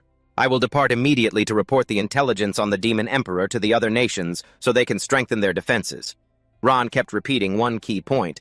It's about those two. We absolutely cannot let the Demon Emperor obtain their bodies. Little Sula looked around, then fixed her eyes on Faye. Who are they talking about? She answered quickly without hesitation. Grand Emperor Hyonha and Stormdance Yuha, two top-tier masters known as the Hands of Humanity. Faye was referring to Grand Emperor Hyonha's bird symbol. King Anaya, the restorer of humanity, and the three weapons perpendicular to the arrow are the sigil of Stormdance Yuha, leader of the Northern Alliance, the ultimate warrior on this side. Viren silently recounted the situation. Stormdance Yuha has been in seclusion for 3 or 4 years now. It will probably be very difficult for me to communicate with him directly. Hearing this, Ron seemed regretful. Is that so? I was going to ask you if he's still as courageous as he was back then. What a pity. He was also very sympathetic towards him. I understand. After all, he's the only person who ever defeated you in a direct fight, Professor. Of course, you'd be particularly interested in him. Speaking of which, Ron immediately refocused. His work was more or less in order. Willin, you need to leave now. Every second you're late gives the Demon Emperor another chance. Varan instantly put on his helmet, transforming into a bloodthirsty demon. Yes, ma'am, I will not fail you. He flapped his wings and flew swiftly across the sky. Sula watched, amused. Goodbye, big brother. You look like a giant mosquito. She certainly had some thoughts on his new look. Honestly, that armor of his is really unsettling. Only he kept watching, but without forgetting what was important. Now we don't have to worry about internal strife anymore. We can focus on investigating the whereabouts of the reincarnated Demon Emperor. In the blink of an eye, the next day arrived. Faye went in the opposite direction from Ron. I want to go arrange the work for the departments, to prevent them from causing trouble after we leave. He also took the opportunity to head to the barracks. This journey to find the deathly silent demon lord would not be a short one. I'll go to the cavalry barracks and pick 2 horses with good stamina. While I'm there, I'll see if I can find any good quality porcelain jars. Hearing this, her footsteps suddenly halted. Porcelain jars. He turned his head slightly, his voice chillingly calm. If we can't kill the Demon Emperor, then after we sever his 4 limbs, we'll stuff him into a porcelain jar. His decree of punishment can instantly annihilate any creature with weak spiritual pressure in his line of sight, so his eyes will have to be gouged out too. And with his instigative silver tongue, it's best to rip that out as well. The killing intent radiating from his every word grew thicker. For as long as I live, I will constantly cast healing spells just strong enough to keep him alive, to make him live like a filthy fly. After I die, the healers of the Compassion sect will carry on this duty from one generation to the next. Even she broke out in a cold sweat, remarking, Honestly, sometimes I feel very lucky that you're not on the side of evil. Elsewhere, on another path, Blue Ears couldn't stand the boredom and started to gossip. Hey, did you hear? Yesterday, another guy tried to seize power and challenged that old Faye. I heard they fought to a draw and the leader valued him, so she spared his life. The one called Goldenhorn sneered. He's the Grim Reaper, the cavalry commander of the Yuan Shan territory. Just a draw, huh? He replied in an arrogant, careless tone. If I had a good opportunity, I could definitely kill that Fey hag and take the leader's throne for myself. As soon as the words left his mouth, the Blue Ear's expression changed drastically. He's here. It's him. The goblin army following the two of them also stared wide-eyed and mouths agape. Goldenhorn didn't know who was approaching so aggressively with a knife. Him, I'm not someone to be trifled with. But when a long hand reached out, he panicked. Shit. Maybe it's not too late to beg for mercy. Deep within Goldenhorn's dark pupils, there was the image of a dark figure raising its claws. But who would have thought it was just Ron stroking his horse? Just then, an announcement reached his ears. Everyone make way, Lord Desert Fang has arrived. The one leading the way, excitedly eating an apple, was the vice leader of the Yuan Shan territory, Desert Fang. Listen up. The leader says she's going to be away for a while. He squinted, took a bite of fruit, and then gave an order. Hurry and prepare the supplies for the ceremony. I want to hold a surprise farewell ritual for the leader. Watching him, Ron couldn't help but feel uneasy. This ass-kissing sycophant thinks he's so smart making a big show like this. Letting him run wild will only expose Faye's and my movements. If the other demon lords notice something unusual, we'll be in big trouble. Standing to the side, Goldenhorn couldn't help but comment. A useless bum who wouldn't even dare to kill a fish. If I were in charge, I'd lead you all to attack fortresses every single day. Blue Ears was very indignant, but he still understood the reality of the situation. He's got the leader backing him. No matter how good we are at fighting, we still have to bow our heads. Before he could finish, Desert Fang rushed over and slammed his head down. You like to whisper, do you well, then today you'll be the messenger. You are not to touch any weapons, any objections. Overpowered Goldenhorn had to agree. Yes, Lord Desert Fang, I accept the assignment. Ron, who had been quietly observing, finally understood the situation. So that's how it is. Faye is quite thorough. A termite like him within the demon clan is useful to humans. Letting this kind of pest hold a high position can keep the demon clan's military forces in check. Killing him would be a waste. Ron watched the arrogant man approach and bluntly criticized him. Making such a big fuss goes against the leader's principle of conserving resources. He looked up slightly, his voice a warning. Desert Fang, I'm afraid this will displease the leader. But the man simply spat a mouthful of apple pulp right in Ron's face. Are you trying to teach me how to do my job? Desert Fang grew even angrier as he recalled Ron's attitude. Ah, that's right. You didn't kneel before me just now, did you? Lucky for you, I have a kind heart, and am willing to give a little troublemaker like you a chance to make amends. Ron frowned slightly silently, wiping his face as the man continued his tirade. Kowtow once, and I'll forgive you. Emboldened, Desert Fang pushed his advantage, waving over a subordinate. Ah, no, wait a moment. The ground is a bit hard. I'm worried you'll hurt your head when you kowtow. He had his men shovel over a pile of manure, then pointed at it arrogantly. There. By now, Desert Fang was grinning from ear to ear. Now kowtow! The men behind him were all enjoying the spectacle. This is going to be a good show. Ron remained silent, cursing inwardly. What a pain. Desert Fang persisted, whispering in a petulant voice next to his ear. If you don't kowtow right now, I'm going to go tattle to the leader. He continued, lowering his voice to threaten Ron. You frog in a well, have you any idea how terrifying the leader can be? If she finds out you've been disobedient, a single roar from her could probably scare you to death. And when that happens, this great Lord Desert Fang won't have a chance to beg for your life. He silently glanced at Desert Fang, trying to swallow his anger. If I teach him a lesson, I'm afraid I'll be too heavy-handed, and he won't have the confidence to continue reigning in the demons here anymore. Unaware, he continued to provoke Ron. What's wrong, scared stiff? Cat got your tongue. Desert Fang even grabbed his collar and tried to force his head down into the manure. In that case, let this great lord help you wake up kowtow for me. But he didn't succeed. Instead, he was tripped, and just like that, right in front of his underlings, Desert Fang face-planted straight into the pile of manure. Unable to bear this humiliation, he let out a furious roar.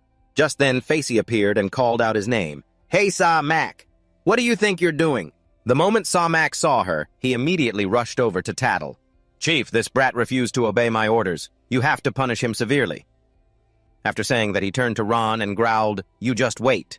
He thought, You're done for. But before he could even gloat, Samak was kicked square in the calf, forcing him down.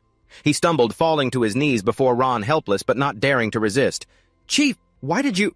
Facey showed no mercy, putting Samak in his place with harsh words. If I hear you ask why one more time, you can start digging your own grave. She then walked over to Ron, asserting her authority on his behalf. From now on, the moment you see him, you will kneel. You are not to stand until he is completely out of your sight. Ron felt a bit awkward and gently told Facey, You don't have to be so over the top. I wasn't planning on killing him. Meanwhile, the other monsters were in an uproar. What in the world is happening? Keep your voices down. The way the chief is treating him proves he's not just powerful, but probably some high-ranking figure sent by the cruel Demon King. They all stared at Samak, judging him with their eyes. Look at him. He's just an immigrant from the desolate royal court, always throwing his weight around. Someone should have put him in his place ages ago. Looks like he finally picked a fight with someone he can't handle. Samak himself was completely powerless.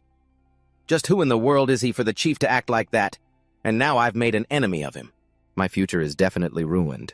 As Samak watched their figures disappear, he could only tell himself that he must follow the chief's orders, manage the Vienson region well, and atone for his mistake. Once they were a good distance away, Facey finally spoke. The Deathly Stillness Demon King despises the Demon Emperor. If we explain the situation, I'm certain she will give us her full support. Ron replied as he helped Sula down. Let's hope so. For now, it's the only option we have. A moment later, the two horses neighed, and they galloped off under the setting sun to meet one of the 5 great demon kings, the ruler of the Deathly Stillness Royal Court, astral projection, very quickly on that very night. In New Belu City, the capital of the Eternal Royal Court, Medinicus appeared. Moonlight streamed through the clouds, illuminating the room. I am quite at ease with my Eternal Royal Court taking the lead. The Demon Clan has completed the first step of its reformation. Tu rested his chin on his hand, his sharp, cold gaze fixed on nothing in particular. Mere tools of slaughter cannot supplant humanity's rule over the world. Only another civilization can achieve that. Now even the lowliest of the Demon Clan has emotions. That is the very core of civilization. And in this meeting, I hope to advance with you all to the next stage of civilization faith. In the meeting room, a representative spoke, making the atmosphere even colder. Humans make great contributions. After they die, they are worshipped by everyone as gods. We too should have the entire Demon Clan worship His Majesty, the Demon Emperor, as a demon god. The one speaking sitting ramrod straight in a full suit of armor was the Conquest. Demon King Agricola. Victory has been achieved, yet we must achieve more. Sometimes the dead are more useful than the living. I support this. The one with a long sword hanging over his head, the cruel Demon King Udrat, who brings war upon the land, also agreed. I have no objection. Only the desolate... Demon King Minotaur, who turns wine and food to dust, was the one to call him out. Do you already have my son's support, so there's no need for this charade? It asking a father like me for my opinion. The astral projection of the Deathly Stillness Demon King complained irritably. What have the affairs of your demon clan got to do with me? Why drag me here just to spoil the mood? Finally, the Eternal Demon King. 2. Glory belongs to the demon firstborn, addressed her. Fan Lin. I understand your position, and I won't force you to abandon everything at once. And from the old era. Fan Lin's cold gaze toward him remained unchanged. Tu ignored it and continued. But I believe that one day you will understand. Destroying humanity is not my goal, but rather the process of remaking the world. Fan Lin suddenly stood up, giving a slight bow as if asking for leave. Tu allowed her to depart, and then urged the others. All right, everyone, let us continue the meeting. On a dirt path, hooves kicked up clouds of dust. It wasn't long before the two horses reached the lawless territory of the cruel royal court. Ron urged his horse forward to get a better view of the situation. Varan's blazing red aura kept watch from the sky. At the same time, the vampire knight Willen, in his haste to inform humanity about the Demon Emperor's reincarnation and his powers, had been flying for days without rest. He finally arrived at the kingdom of Angia and its wartime capital, Kwangfuk City, and entered the castle. Varan was then addressed by the Prime Minister. Your Excellency Willen, there's no need to be so reserved. We aren't overly concerned with courtly etiquette here. Willen, though completely exhausted, still tried to explain. My apologies, you're reading too much into it. I'm simply a man of few words. So hungry. Hearing this, the old man found it best not to press further and changed the subject. His Majesty is currently dining. You may report to him directly. At these words, Varan's eyes lit up. The great Emperor Hao Nya. This is my first time meeting him. He stood before the open doors and stepped inside, curious. A monarch, a master of schemes, who killed a king and his own sons to ascend the throne through bloodshed. What kind of man could he be? The man inside, who was in the middle of a meal, saw Varan and greeted him nonchalantly. You must be the vampire knight Willan, the seasoned face of the king of the Anya kingdom. The restorer of humanity, the great Emperor Hao Nya, looked up with a faint smile. My 8th son speaks very highly of you. It's a pity that back when he knighted you, I was occupied with other matters and couldn't attend. Hao Nya then extended a clean hand, gesturing to the chair beside him. Our first meeting is quite timely right at dinner. Please have a seat. The Prime Minister also took the opportunity to report a few things. Although his words and gestures lacked the majesty of a monarch, he treated him with great sincerity. Very good, His Majesty replied cheerfully. Then why haven't you told your historian to record it in the White King's book immediately after the old Prime Minister and two important personages appeared with the White King's book? It records the merits and good deeds of each generation's king. The Black King's book records the foolishness and evil deeds of each generation's king of Anya. After Hao Ya finished his meal, he proactively served food for Varan. This Prime Minister of mine usually uses the Black King's book to criticize me. It's rare for him to say a pleasant word today. Varan looked at that friendly demeanor with some suspicion. Emperor Hao Ya feels a bit different than I imagined. Varan watched the soup drip down and then stated his purpose for appearing. Your Majesty Hao Ya. I wish to report a matter concerning the Demon Lord and the 5 heroes. He didn't stand on ceremony and immediately replied, Go on, speak while you eat. Soon the soup plate was empty with only a wet stain left behind.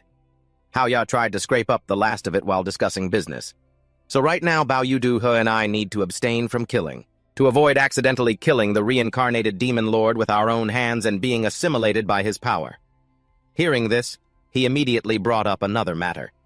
Yes, Your Majesty. Then what about Bao Yudu He's side?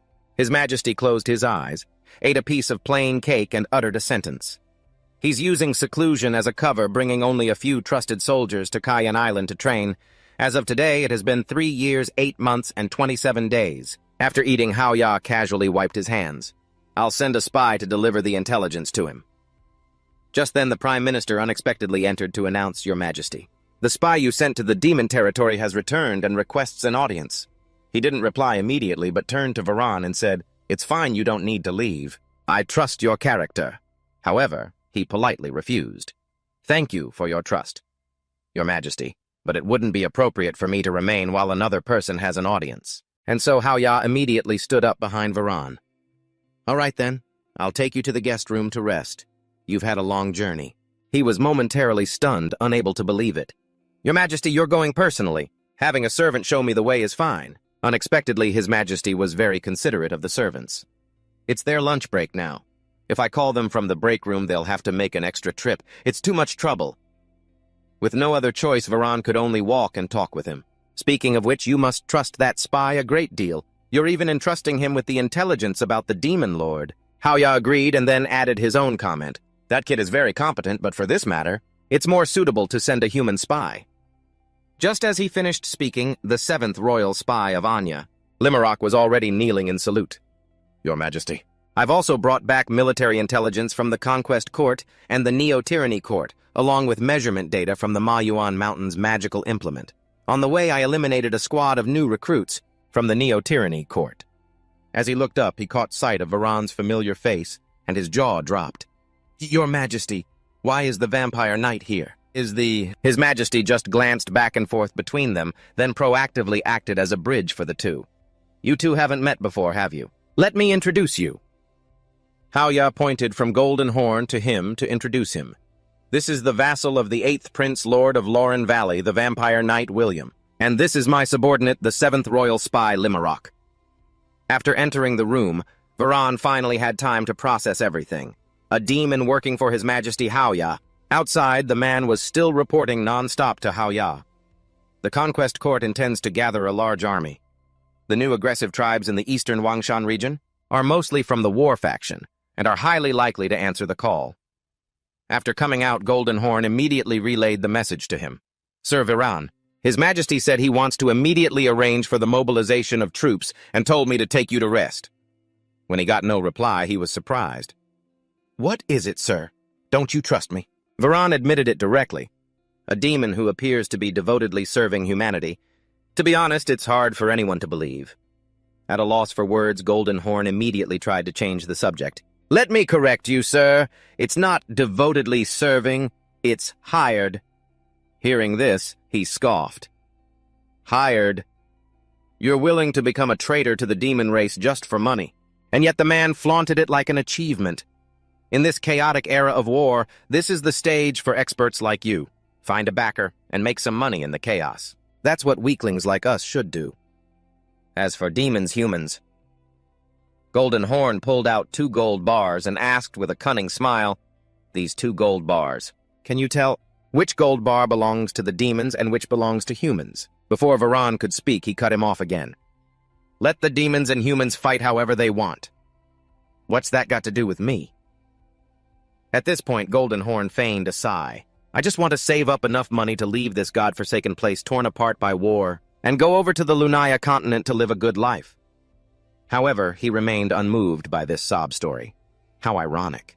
Is this the price for developing civilization? Amidst a crowd of murderers, a selfish little coward emerges.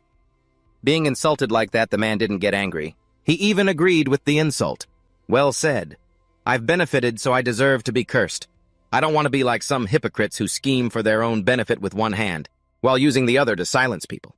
These dirty deeds. The mere thought of them disgusts me. Golden Horn's expression gradually brightened as he mentioned an important person. Speaking of this selfish topic, I'm reminded of your teacher, Ron. He is a paragon of selflessness, a truly worthy hero who fights for the good and is determined to hunt down and eliminate evil. Unable to stand his whimsy, he scowled and shouted, "If you have something to say it directly. Don't play this game of praising before criticizing." Suddenly the man looked down at Varan, drawing out his tone. But is he really that noble and selfless? Is it because he has no personal desires, or is it because his ambitions just happen to align with protecting the people, allowing him to do both at once? Golden Horn's eyes grew cold and emotionless. Who knows what dark secrets he hides inside? His pupils shifted slightly as he spat out his contemptuous words. Maybe he's even deceiving himself. Varan couldn't stand it anymore and pointed his sword at Golden Horn's neck, his mismatched eyes and cold voice gradually revealing themselves. You'd better think very carefully about what you say next. The man was scared out of his wits and had to correct himself. It's just a hypothetical. Just a hypothetical. I meant absolutely no disrespect to the deceased. I held him in the highest regard. Years ago, when the vile crimson demons were bullying me, he cut them down and vented my anger for me. He pressed the tip of his blade against Golden Horn's neck again to interrogate him. Tell me your hypothesis. The man didn't dare disobey, forcing out the words in a panic. I was just thinking, hypothetically.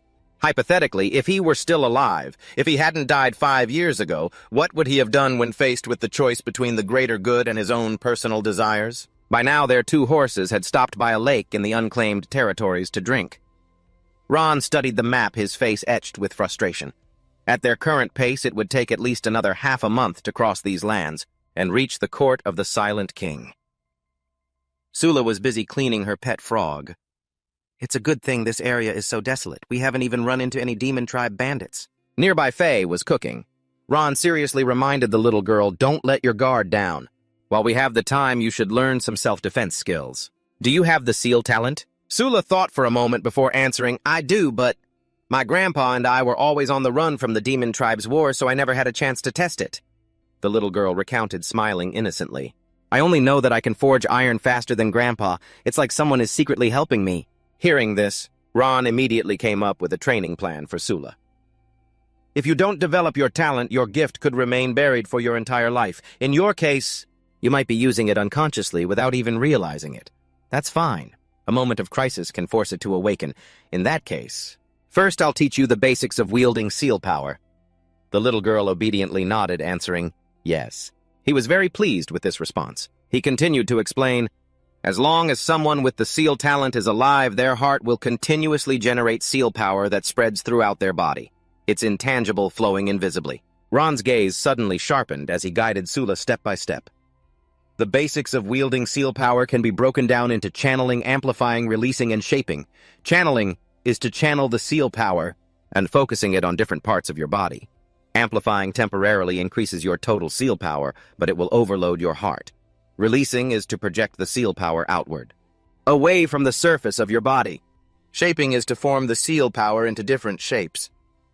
He couldn't help but think of the shadow figure he had defeated in an instant. Let me give you an example. Back when I only had the first seal, I could pierce through someone's chest with my bare hand. That's because I took all the seal power from my defenses and focused it onto my hand, reinforcing my arm. This is channeling. Following that is the sight of opponents being thrown into disarray by your aura.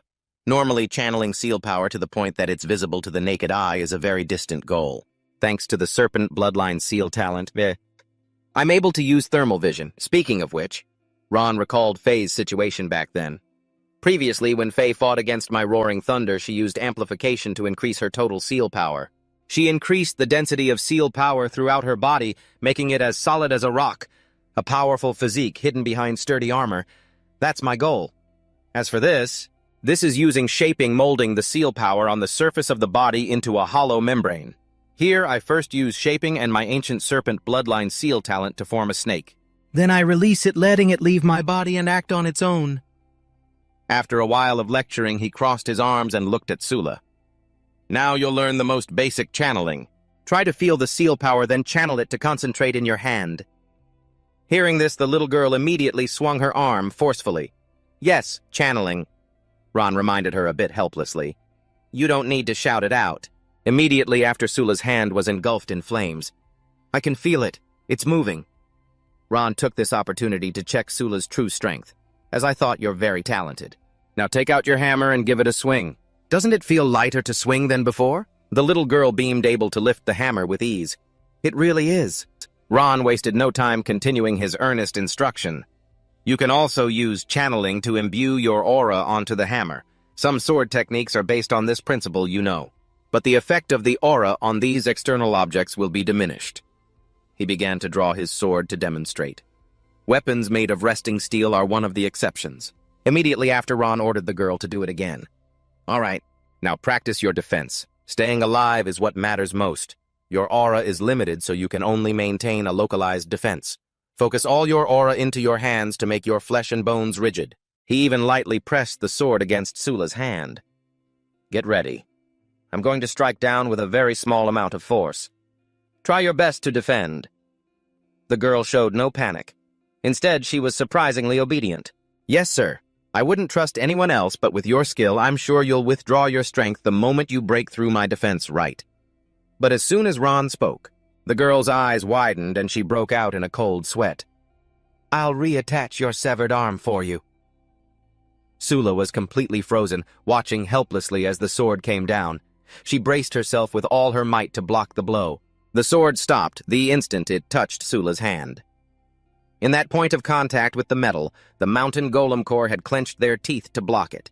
Innate Seal Mountain Golem Core. After being released, they danced joyfully in Sula's hands. It's only in a crisis that a person can unleash their true potential. Sula gleefully hugged the Mountain Golem Core. When I channel them, they do this. What's next? What should I do? Ron frowned, trying to rack his brain. Let me think for a moment. How do you use this type of innate seal? He touched his chin, falling into deep thought for a moment. Channeling, release, and shaping. If you use amplification, it would probably make them grow larger. But for a novice like you, using amplification recklessly will cause your heart to stop and you'll die instantly. Try releasing and shaping them for now. The girl followed Ron's words, opening her palm and releasing her aura. They fell and unfortunately landed on Fee. Seeing them munching on her armor, Ron continued his lecture. Now rely on your imagination. Use shaping. Through the innate seal, your aura can be materialized. Sula obeyed and began to use her magic. Okay, I'll try. He saw the Mountain Golem Core standing guard and patrolling, so he added another condition. Channel a little more aura into them. Let's see if they have an autonomous function. That's basically how you develop it. From now on, you'll have to train hard on your own. You should also learn more from Feya. Sula had been staring intently at them the whole time. A moment later, Ron decided to remind the girl. But on second thought, with your forging skills, even without an innate seal, awakening an acquired seal is just a matter of time. Sula still didn't understand what he was talking about. An acquired seal. Ron patiently explained again. In any field, by striving to reach the pinnacle, you can awaken an acquired seal. In essence, it's similar to an innate seal. It's just that very few people can awaken one. Over here, the Mountain Golem Core were stirring, looking into the distance. A startled flock of birds. The startled flock of birds in the distance. This reminder snapped him back to reality. Put out the fire. Something over there startled the birds. However, the flock of dark birds had already revealed their location. Not far away, an exhausted Ryan returned to report, Knight Captain Lilo, there are no pursuers around. We should be safe. Lilo didn't offer a single word of praise, instead reprimanding him. I told you. Don't call me Knight Captain out here. Are you afraid others won't know who we are or something? Sora had been anxiously watching Princess Eve's body the whole time. Her Highness the Princess is seriously injured and unconscious. If our position is exposed, we have no strength to deal with the demons here. Meanwhile, Fia was hiding in a corner observing the situation. Demon tribes are scattered all over this no-man's land, constantly killing each other over territory. Who's this, the eldest daughter of some rich family? Daring to bring people here. Ron also recognized the identities of the other group. Anya's ninth princess, the Colossus Eves. I met her a few times when I was teaching. She's the most fiercely ambitious of all of Haonya's adopted children. Hearing this, she snorted. You only met her a few times and you already know she's ambitious. Ron gave a bland, perfunctory explanation. Maravik told me. He's quite familiar with Anya's political circles. Still, why would she come to a no-man's land with her abilities? How did she get injured so severely? At that moment, Lero was so tired he collapsed onto the ground. Let's rest for a bit. She was still scared, stammering a reminder. We should at least find a water source before we rest. Being picked on, he angrily threw his things around. Shut your damn mouth, you stuttering fool! It's all because of you two useless pieces of crap that this special operation was ruined. Her Highness the Queen is also gravely injured. Lero gritted his teeth and complained, not noticing a snake lurking behind him. Damn it all, my family paid to get me into the Royal Night Order, so I could appear before Her Highness the Princess more often. He tried to lick the last few drops of water from his canteen. And as a result, by some cruel twist of fate, we ended up drifting to this godforsaken place. Then Lero threw it away forcefully. Find Ron's remaining arm. What the hell? Overhearing the conversation, he and Fee looked at each other at the same time. Look at their situation, and look at ours. She saw right through your intentions, Ron. You want to use that severed arm. To evolve into a new form, is that it? I'm not trying to hide it, that's right.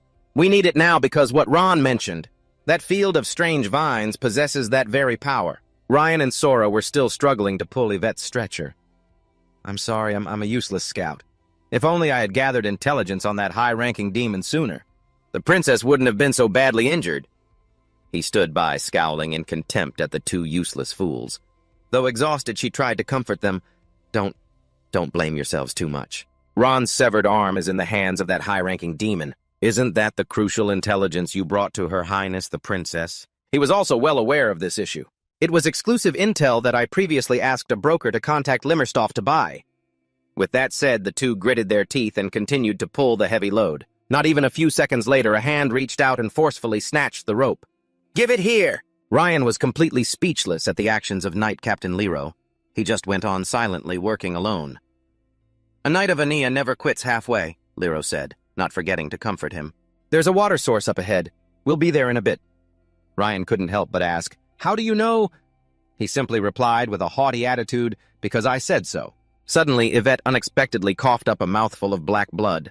Ryan's face turned pale at the sight. Your Highness Yvette. She fell into a coma, racked with excruciating pain. He was just as frantic, constantly urging Sora, hurry up and heal her kid, while unleashing 5 healing spells and projecting his spiritual power. While chanting the incantation of the Goddess of Mercy, she held out her hand and stammered, I am using it. But the result only made Sora feel even more helpless. During the previous battle, my spiritual power was greatly depleted.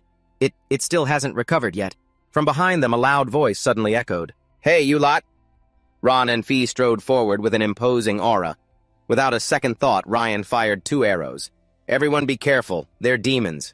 However, he blocked them with ease. Don't be so hasty. We're from the peace-supporting faction of the demon race. We won't actively attack humans unless necessary. Ron waved his hand, summoning a healing spell as a gesture of goodwill. We just want to make a deal. Ryan stood stunned for a few seconds. A deal? Lero also fell silent, looking at Yvette for a long time after hearing their condition. You people, tell me about the situation with Ron's severed arm and I will heal her. A captivating healing light emanated from his hand. Lero began to hesitate between the 2 difficult choices. Finally, Lero made his decision and agreed to the condition. Fine, you heal her. Ron immediately began the treatment but was surprised to realize the severity of her condition. For a high-ranking demon to be able to injure her to this extent, they're not to be underestimated. After a few minutes, Yvette coughed up red blood again. Seeing this, he lost his composure and raised his fist. What the hell are you doing? But Ron just gave Lero a contemptuous glance. Noisy. He swatted his hand away, not forgetting to add, The wound just healed. Don't move just yet. At that moment, she regained consciousness and took a breath. Sora looked at Yvette in awe. Your Highness Yvette. This level of healing magic is incredible. I fear only the desolate demon king Minoton could match him. Realizing the situation, Lero turned and started yelling at Ryan. All you know is how to use your fists. Hurry up and apologize to him. Ryan only dared to weakly retort, but Knight Captain, weren't you also... She had just woken up to this scene and felt very relieved. It seems they're demons like the Crimson Devil Malimastop, ones we can communicate with normally. Thank you for saving me. Ron didn't want to drag things out and directly demanded his payment. Well then, now it's your turn to give me what I need. Yvette gracefully humbled herself and replied, It seems Lilo promised you something earlier. Please speak. If it's reasonable, I will repay you on his behalf. Like the others, she too fell silent upon hearing the request. The severed arm. A second later, Yvette flatly refused. Anything but that. Ron wasn't worried. He glanced behind her. Fine then. I'll have your subordinate tell me himself. Yvette immediately tried to stop him. Lilo, don't say it. Lilo now scratched his head, going back on his word. Sorry. This concerns all of humanity. I can't tell you. She was adamant that Ron change his condition. Aside from that, I can give you anything you want. But Yvette's whole body was already feeling a strange sensation because of this man. While healing her earlier, he had suddenly grown larger, his voice low and threatening. Now either you obediently tell me the whereabouts of Ron's arm, or you can helplessly watch her die from the poison. She was a little weak and unsteady, but still put on a brave face. This little bit of poison will only weaken me slightly. He's bluffing, don't let him fool you. Only he was still torn between the two of them. On one side was Yvette forbidding him. Don't do anything foolish, Lilo, I just need 2 or 3 minutes. Once my spiritual power recovers a bit, I can force the snake poison out. On the other side was Ron threatening her life. Think about it, Lilo. When the king of the Haonya kingdom hears that she has died, how are you going to explain yourself? Cornered Lilo held his head in despair. Damn it, what do I do? What do I do? Unhappy Ron turned his back and walked away. To choose death over submission. Admirable. In that case, we won't force you any longer. But Lero suddenly called out, stopping him. Wait. Eves, however, irritably advised him. Just ignore him. He's just trying a soft approach. She gritted her teeth, forcing out each word through the pain. Soon, I will be able to restore my power. He's the one who should be worried. Fia, walking beside her, asked with some unease, Are you sure? Ron seemed to understand them completely. The kingdom of Anya has no room for the weak. In this situation, her subordinates will only think she's bluffing. Wait! Lero finally gave in, revealing the secret. Ron's arm is in the hands of Jer-Er, the great warlord. He frowned as he spoke of the cruel Jer-Er. He was a trusted subordinate of the first oppressor demon king Banner. After Banner's fall, he feared being purged by the eternal demon king too, so he fled into the deep forests, becoming a bandit and hiding everywhere. According to Lero, he willingly offered the arm to a higher power. The top-secret intelligence we have is that Ron's arm is in his possession. Her Highness the Princess wants to reclaim it, the remains of that hero, to boost the morale of the kingdom of Ania's soldiers and people. But Jer-Er lost his life during that crisis. However, who would have thought Jer-Er had already fused Ron's arm with his own body? His strength was beyond our expectations. We were caught completely off guard. Her Highness was gravely injured by him while covering our retreat. Ron had finally been waiting for this moment. I see. So where is he now? He answered every question he was asked. To the west, they're resting at the Genyuniu ruins. Afterwards, Fea and Ron immediately huddled together to discuss their plan. We're heading west to the Zixi royal court, so we'll have to pass through Genyuniu anyway. It's just that Jer-Er fella. I'm afraid we won't be able to handle him. We have to come up with a better plan. Meanwhile, Lero was anxiously urging them, I've told you everything I know. Hurry up and cure Her Highness's poison. But he didn't answer, instead taking Fia's hand. The two of them just openly walked away, enraging him. Hey, you despicable animals, get back here! At that moment, Eves slowly stood up and ordered Lilo, that's enough. Lilo, sheath your sword. He then turned back to check on her. Princess, your Highness, are you all right? Eves, very displeased, reprimanded Lilo. I already told you. This is a trivial poison. I'll recover soon enough. He immediately knelt to accept his punishment. My apologies, your Highness. This disaster is my fault. I shouldn't have tried to be clever. Meanwhile, Sora and Ryan were worried for Lilo's life. Will this be considered disobeying a direct order? What will happen? He'll be punished according to military law. We have to go plead with Her Highness. Unexpectedly, Eve wasn't angry. She took his hand and helped him up. She patted Lero on the shoulder and took the blame herself. The fault isn't yours. My explanation wasn't thorough enough. In her heart, Eves had her own calculations. We don't have to worry about Ron's arm being taken by those two demons. They are no match for Jer-Er. Let's rest for a bit and calmly figure out a way to defeat him. As for Lero, he could only repeat his usual phrase, "Yes, Your Highness." Suddenly, his keen ears picked up something unusual. "Your Highness' enemies are approaching." A ghostly silhouette was floating in the air. She reacted quickly, immediately arranging their positions. Everyone on guard. Form a spearhead formation. From a distance, the four of them could hear an announcement, "Found them. They're over here." The four people Jer-Er put a bounty on. They were the Leapy Brotherhood, a bandit group from the lawless zone led by the white demon Gakifu. He already said it. We just need the heads of those four, and we get to keep their four fine pelts for ourselves.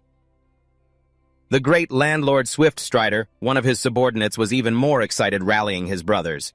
"Partners, let's make a bet. See which one of them lives the longest after being skinned. I lost last time, so I have to win big this time." Eves calculated for a moment, then reminded Lero, "Until my power recovers enough to use my Tianfu seal, hold your ground." He quickly raised his sword, awaiting the order. Understood.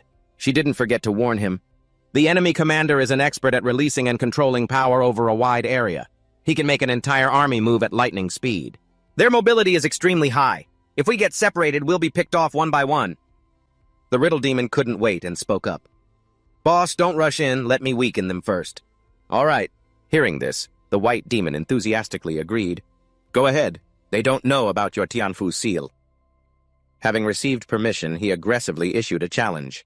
"You four listen up." Every word of the Riddle Demon's question reached the ears of the four clearly. "A rooster hatches from a normal egg, but it can speak human language. Where on the continent of Solus did this rooster come from?" He didn't even give them time to think before starting a countdown. 3, 2, 1. If you don't answer in 3 seconds, it counts as a wrong answer. His Tianfu seal ability, bewitching word, Annihilation, transformed into a bug that crawled onto them. Those guys are bound by the same rule. One of the Riddler's questions must have 2 as the answer. When you answer wrong, your force gets continuously drained. Lero gritted his teeth, trying not to do anything rash. Beauty is a gift, a type of innate seal rule. Are we just going to have our force drained by the host until we die? Soren is just as terrified as I am. I don't want to die some ugly, shriveled death like this. Ryan, nearly going insane, aimed his crossbow at the opponent. This thing can't be destroyed. Then I'll attack your true form directly. Luckily, Ives managed to stop him. Don't be reckless. Save your arrows. He's moving too fast. You won't hit him from this distance. Just like you said, they're teleporting as fast as lightning. As long as the boss is here, they won't even dare to touch a single hair on me. Watching this scene, he looked very pleased. Well done. Well done. Now all of you attack. He then shot a hostile glance at the White Demon. My innate seal based on defense and shaping alone is already invincible. Once I've absorbed enough force to level up to a 2-seal user, I'll figure out a way to train my speed. This brute will no longer be of any use. As he finished his thought, the horde of demons instantly surged forward like a storm. The other 3 couldn't react in time and just stood rooted to the spot in a panic. Right after that, a familiar head of white hair appeared before Yvette. I told you, your wounds just healed. Don't exert yourself. Ron mercilessly chopped the heads off several demons as he suddenly transformed into his fierce thunder form. Eve was momentarily stunned by the sight. She never expected him. Fia suddenly appeared, interrupting her thoughts. Don't be so formal. Just consider this a welcome gift for our new alliance. But before moving on, she made her purpose clear. We just thought of an opportunity for us to cooperate, so we came back specifically to discuss it with you. Cooperating to deal with the dead one. Steal Ron's arm. Of course, that arm belongs to us. Meanwhile, a massive explosion erupted. Ron's entire body was continuing to transform, leveling up from a 2-seal to a 3-seal user. Even he had to marvel to himself, I can't believe this molting snake form can level up even further. The White Demon appeared just in time to assist the Question Demon. I'll hold him down. Hurry up and ask your question. He even used his boundless desert technique, but the Question Demon blocked it. No matter how fast you are, right now you're nothing but a headless fly. He stepped forward with a smile and posed the question. Listen up. My name is Xiaoji. We are 4 brothers in total. The eldest is named Dagu, the second is Ergu, the third is Sangu. So, what is the fourth brother's name? The question. Demon's voice echoed in the sandstorm. 3, 2... Finally, Ron solved the riddle. Si-gu. In response, the question demon just smiled smugly. Wrong. It's Xiaoji. At his command, a whispering illusion butterfly crawled onto his hand. Ron suddenly saw 3 round dots on its body. Ancient serpent bloodline. Thermal vision. A second later, the question demon's body temperature suddenly spiked. Flash thunder stab. He unexpectedly vomited something out. He suddenly grabbed the question demon by the throat and growled, I said it's Si-gu, so it's Si-gu. Over on the side, Liro's group started to panic. So strong and brutal, too. I really hope I didn't do anything to offend him. The white demon watched this scene with great amusement. To think there's a kid this formidable in an unclaimed territory. Excellent. So excellent. He stomped his foot hard. Innate seal sovereign. Earth Lord's power. Armed fortress. I'm going to personally skin you. What an exquisite collectible you'll make. A magnificent sandcastle suddenly appeared. The white demon stood on its highest point and shouted down, I guarantee I will make you absolutely beautiful. A white shadow suddenly shot out from the gate. Ron reacted just in time to dodge it. Not to be outdone, he counterattacked. But the other two were already thinking negatively. We're screwed. The guy just casually conjured a whole fortress. How are we supposed to fight this now? How can just a few of us attack a fortress? Am I seeing things? The fortress is moving towards us. Fia just glanced over and complained softly. Moving a fortress like this consumes a huge amount of force. Truly the mindset of an empty barrel making the most noise. A second later, the entire castle began to rumble. Long stride, swift march. Mobile fortress. The white demon spread his arms excitedly, shouting, Come on out, everyone! Second brother. Third brother. Surround them from all 3 sides. Don't let a single one escape. But as he spoke, hordes of demons appeared from every direction. A great war. A great war. The boss must want to have a showdown with the evil dragon. What a letdown. Such a letdown. We're not fighting the evil dragon. Why call us out just to deal with these small fries? Hearing this, Eves became furious. Small fries. Meanwhile, Ryan was crying while hugging Sora. Now we're really doomed. No, I haven't even had a chance to spend the pocket money I saved up. Only Liro was concerned about the princess. Your Highness, is your force sufficient to use your innate seal? Ron quickly reverted from his form. All right, he said. We can rest for a little while now. Eves grew in size and charged into the crowd, grabbing one of them. Innate seal celestial body. Now, who's the small fry? She squeezed hard, making it wince in pain. Showing no mercy, Eves swung her sword in a mid-air slash. As she raised her blood-stained sword, the two immediately started discussing. An enemy can also be a type of weapon. You taught her that right. I only mentioned it once during a lesson. If an enemy looks particularly handy, you can do that. Meanwhile, Yvette had become their target. Fire, quickly, everyone shoot. She remained perfectly calm and threw out a new weapon. It sent the white demon flying straight into the fortress wall. He began to rage, gritting his teeth in fury. A second later, the white demon's vision went dark. A giant Yvette was raising her sword, aiming right at him. A streak of light split the white demon's face in two. The slash tore through him, splitting the land behind him as well. Without hesitation. Just then, Ron turned his head, noticing something unusual. There was movement in the direction of the setting sun. A pair of wings became radiant under the evening light. The flying demons were all targeting that Yvette woman. That's the evil dragon of the unclaimed territory. Warlike and a skilled fighter. It only appeared a year ago, but its infamy has already spread far. Fia and he were still watching from the sidelines. Seems like it's not interested in us. Otherwise, it would have been another vicious battle. It's best to be careful. Just then, she suddenly appeared, humbling herself before the two of them. I agree to your proposal. With the strength you two possess. He'll surely be a powerful ally. Yvette didn't forget to get something out of it. They would team up to deal with Chesnir, and as for Ron's arm, they would each get half. Ron readily accepted the deal. Right, half for each. But deep down, they both had the exact same thought. Who would really split it 50-50 with you? When the time comes, I'll strike when he isn't paying attention and just take it. As night fell, two campfires appeared by the riverbank. Sula's group was eating and drinking cheerfully. Meanwhile, Ivet's group just sat and stared at each other. She suddenly stood up and gave a serious warning. From now on, you must always be on guard against those two from the demon tribe. They'll try to harm us. I have to go talk to them. Lero nodded vigorously and replied, I will not fail my mission. I will atone for my sins. Then Ivet shifted her gaze to the little girl she had noticed earlier. What's the deal with that child? Is she their slave? Sula saw her and shouted out, Hey, that lady's here! Nearby, the two knights were eavesdropping without a care for their image. I can't stand this using the remains of the hero Ron to make a deal with the demon tribe. If it were the remains of the invincible knight commander, it would be even more unbearable. Tell me about it. The invincible knight.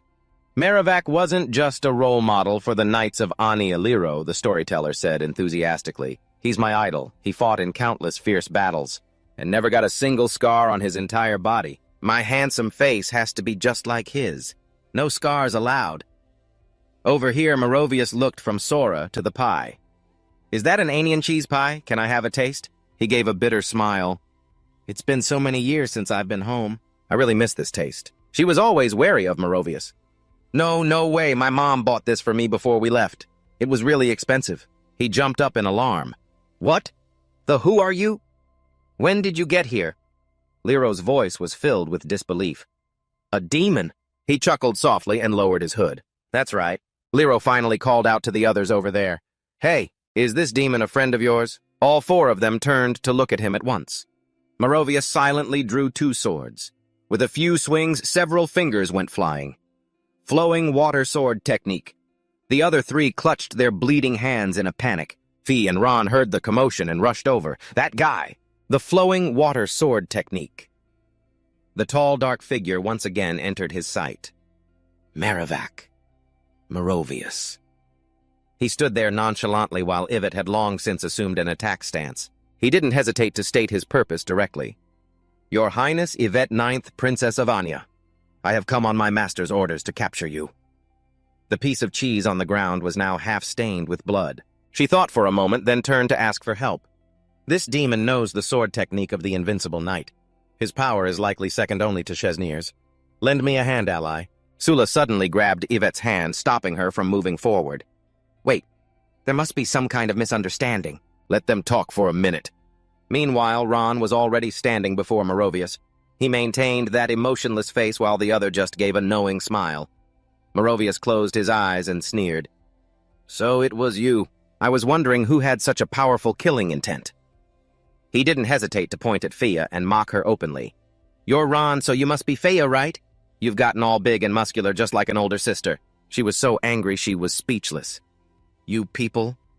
Finally, Fia had to admit when it comes to recognizing people. You two are closer than blood siblings. Merovius seized this chance to strike viciously. Fia, you two be careful. At the moment of impact, a voice exposed his plan. He's deliberately trying to make us let our guard down. He transformed into a flying black dragon and questioned him. Innate seal eternal night dragon soul. Can't you just go easy on me so I can complete my mission? Merovius growled out a warning. Just stay out of my way. Seeing that he couldn't change his mind, he transformed back. Do you see my face? 5 years ago I trusted you, and this is what I get. Merovius suddenly lowered his voice, his tone mocking. Look at my face. The perfect knight Merovius who went through countless fierce battles, without a single scar left on his body. How ridiculous. His emotions suddenly spiraled out of control. This appearance, it's all your fault. Fia. At that moment, Fia rushed forward shouting, Calm down! Merovius heard her and burst into a scornful laugh. Calm down! The moment the words left his mouth, he swung his sword, unleashing the flowing water sword technique.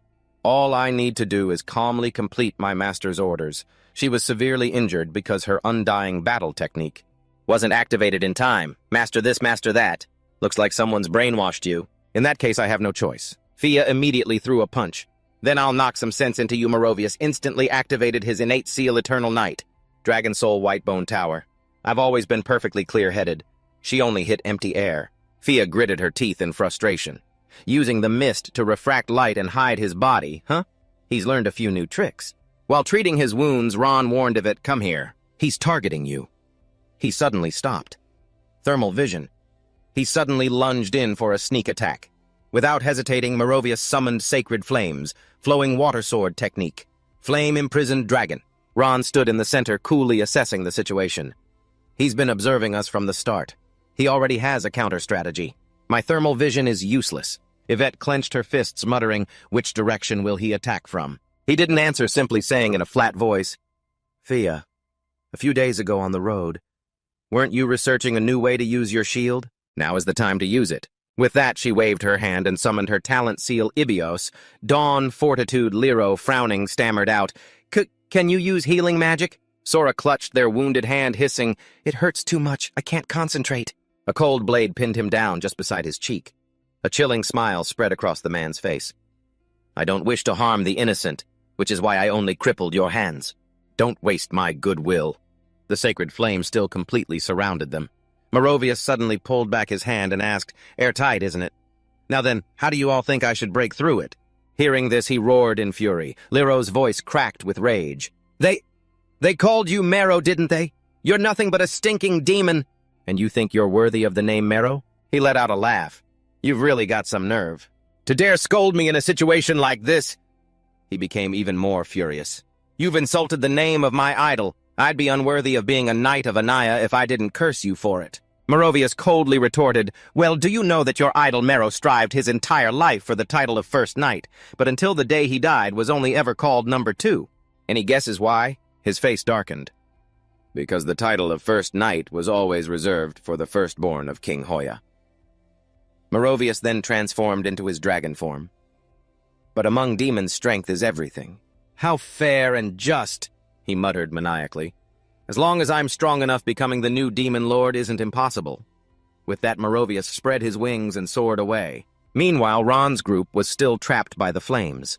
Watching him fly past, he ordered, Eves, if he notices the opening above our heads, you...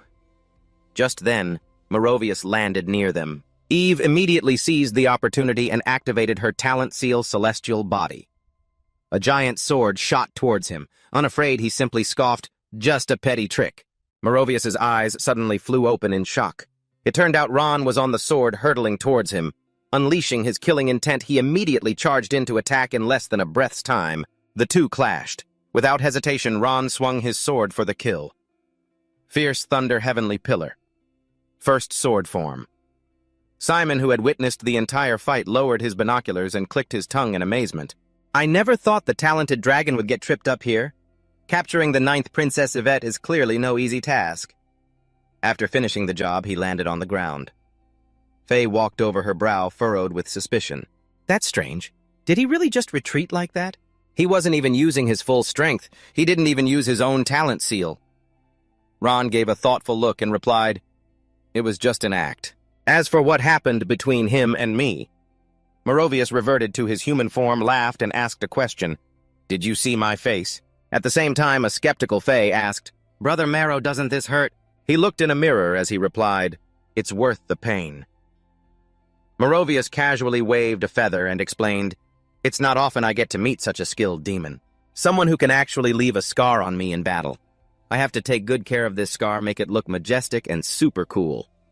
It turns out this was a kind of folk remedy.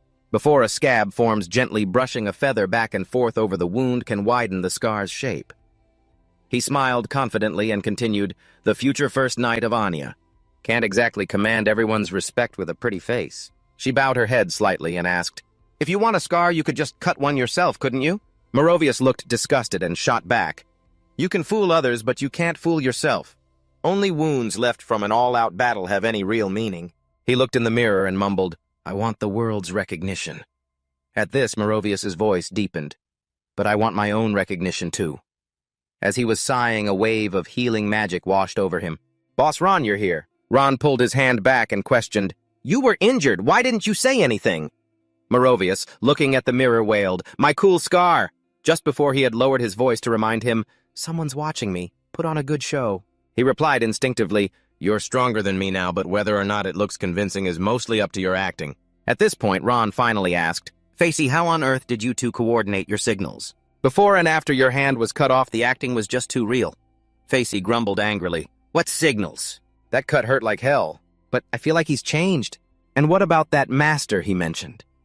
He let out a breath and mumbled softly. He hasn't changed and he would never accept anyone as his master. Using the word master is probably just to shift the blame. To create the feeling that his hands are tied. It's just an excuse and escape route. Simon, standing on the cliff, spoke up. Lord Evil Dragon, you have failed.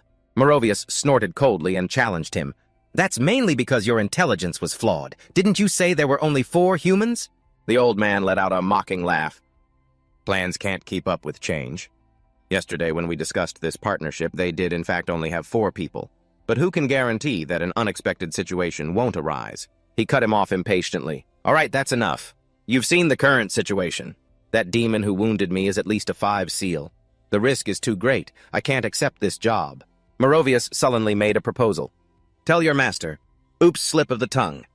Tell your big boss that I'll need reinforcements if I'm to capture the 9th princess alive. Simon raised an eyebrow with interest. What kind of aid do you need?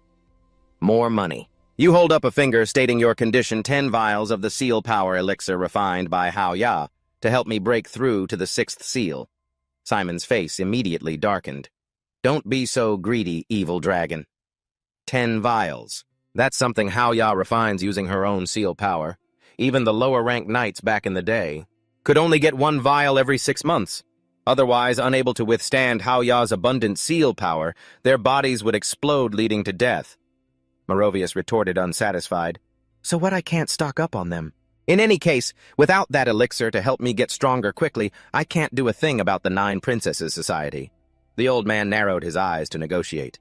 10 vials is just absurd. Hao Ya will find out. At most, I can only give you 1 vial. He sighed softly. 5 vials, that's me being generous. Upon hearing this, Simon angrily snapped, Stop talking nonsense, it can only be 1 vial. What followed was a fierce argument. 4 vials. 1 vial. Oh, 3. Or I'm walking. 2 vials. Merovius suddenly shouted excitedly, Deal! He smiled smugly and reminded him, You said 2 vials. A deal's a deal. Until I get the goods, I'll just be monitoring the 9 Princesses Society. The night sky was a stretch of silvery silk dotted with stars. Ron looked up into the distance. He has his own plans. We just need to do our part. We'll rest for the night and set off for the Tremor Mudbowl ruins early tomorrow morning. Eves suddenly came forward and called out, Lord Ron, Lord Fay. Fay glanced back. What is it? He suddenly made a decision. It's come to this. I have no choice but to tell them. Understanding dawned, and everyone's eyes widened in shock. Lero bowed his head respectfully and began, Our apologies, my lords. We were too presumptuous before. And to you as well, Lady Sula. We sincerely thank you. She also knelt to express her feelings. Lord Ron, the 3 of you have helped us continuously, yet we have nothing to offer in return. We are truly ashamed. The other woman saw this and cried out. You don't need to do that, Sula exclaimed in surprise. Such a grand gesture. Ron simply gave a calm command. From now on, just cooperate with us to reclaim the arm of the evil necromancer. That's all. Eves smiled and agreed immediately. We will follow your command. He looked at the 3 of them and said, Get up, rest well, and prepare for battle tomorrow.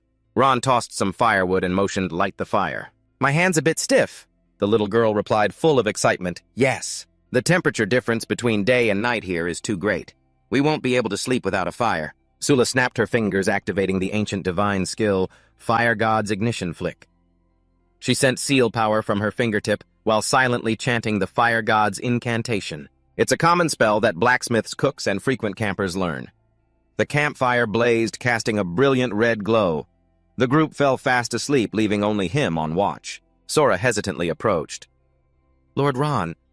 Without turning his head, Ron asked calmly, What is it?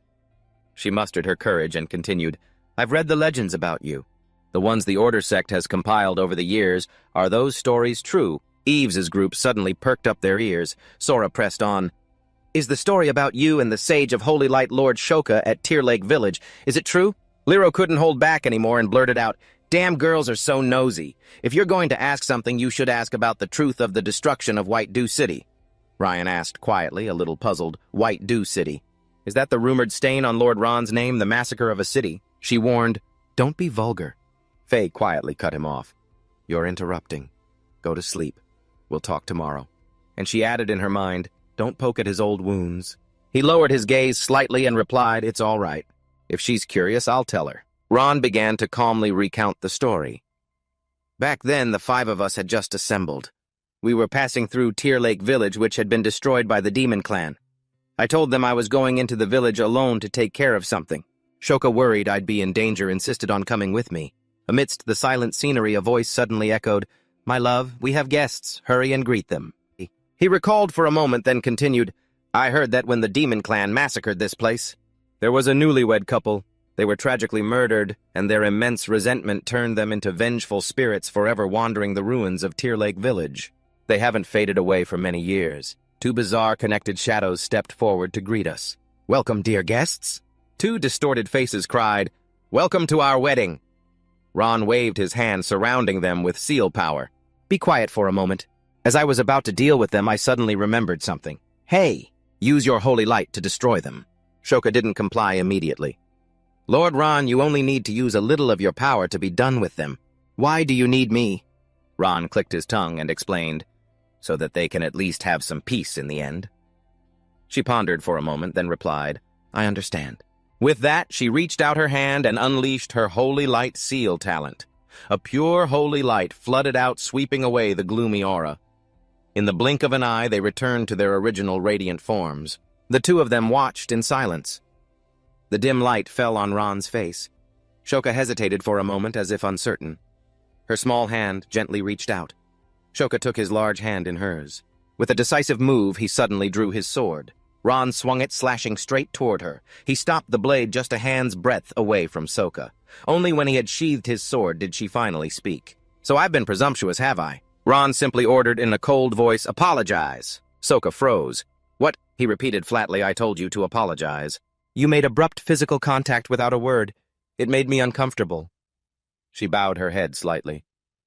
"My apologies, Lord Ron. I was too brazen."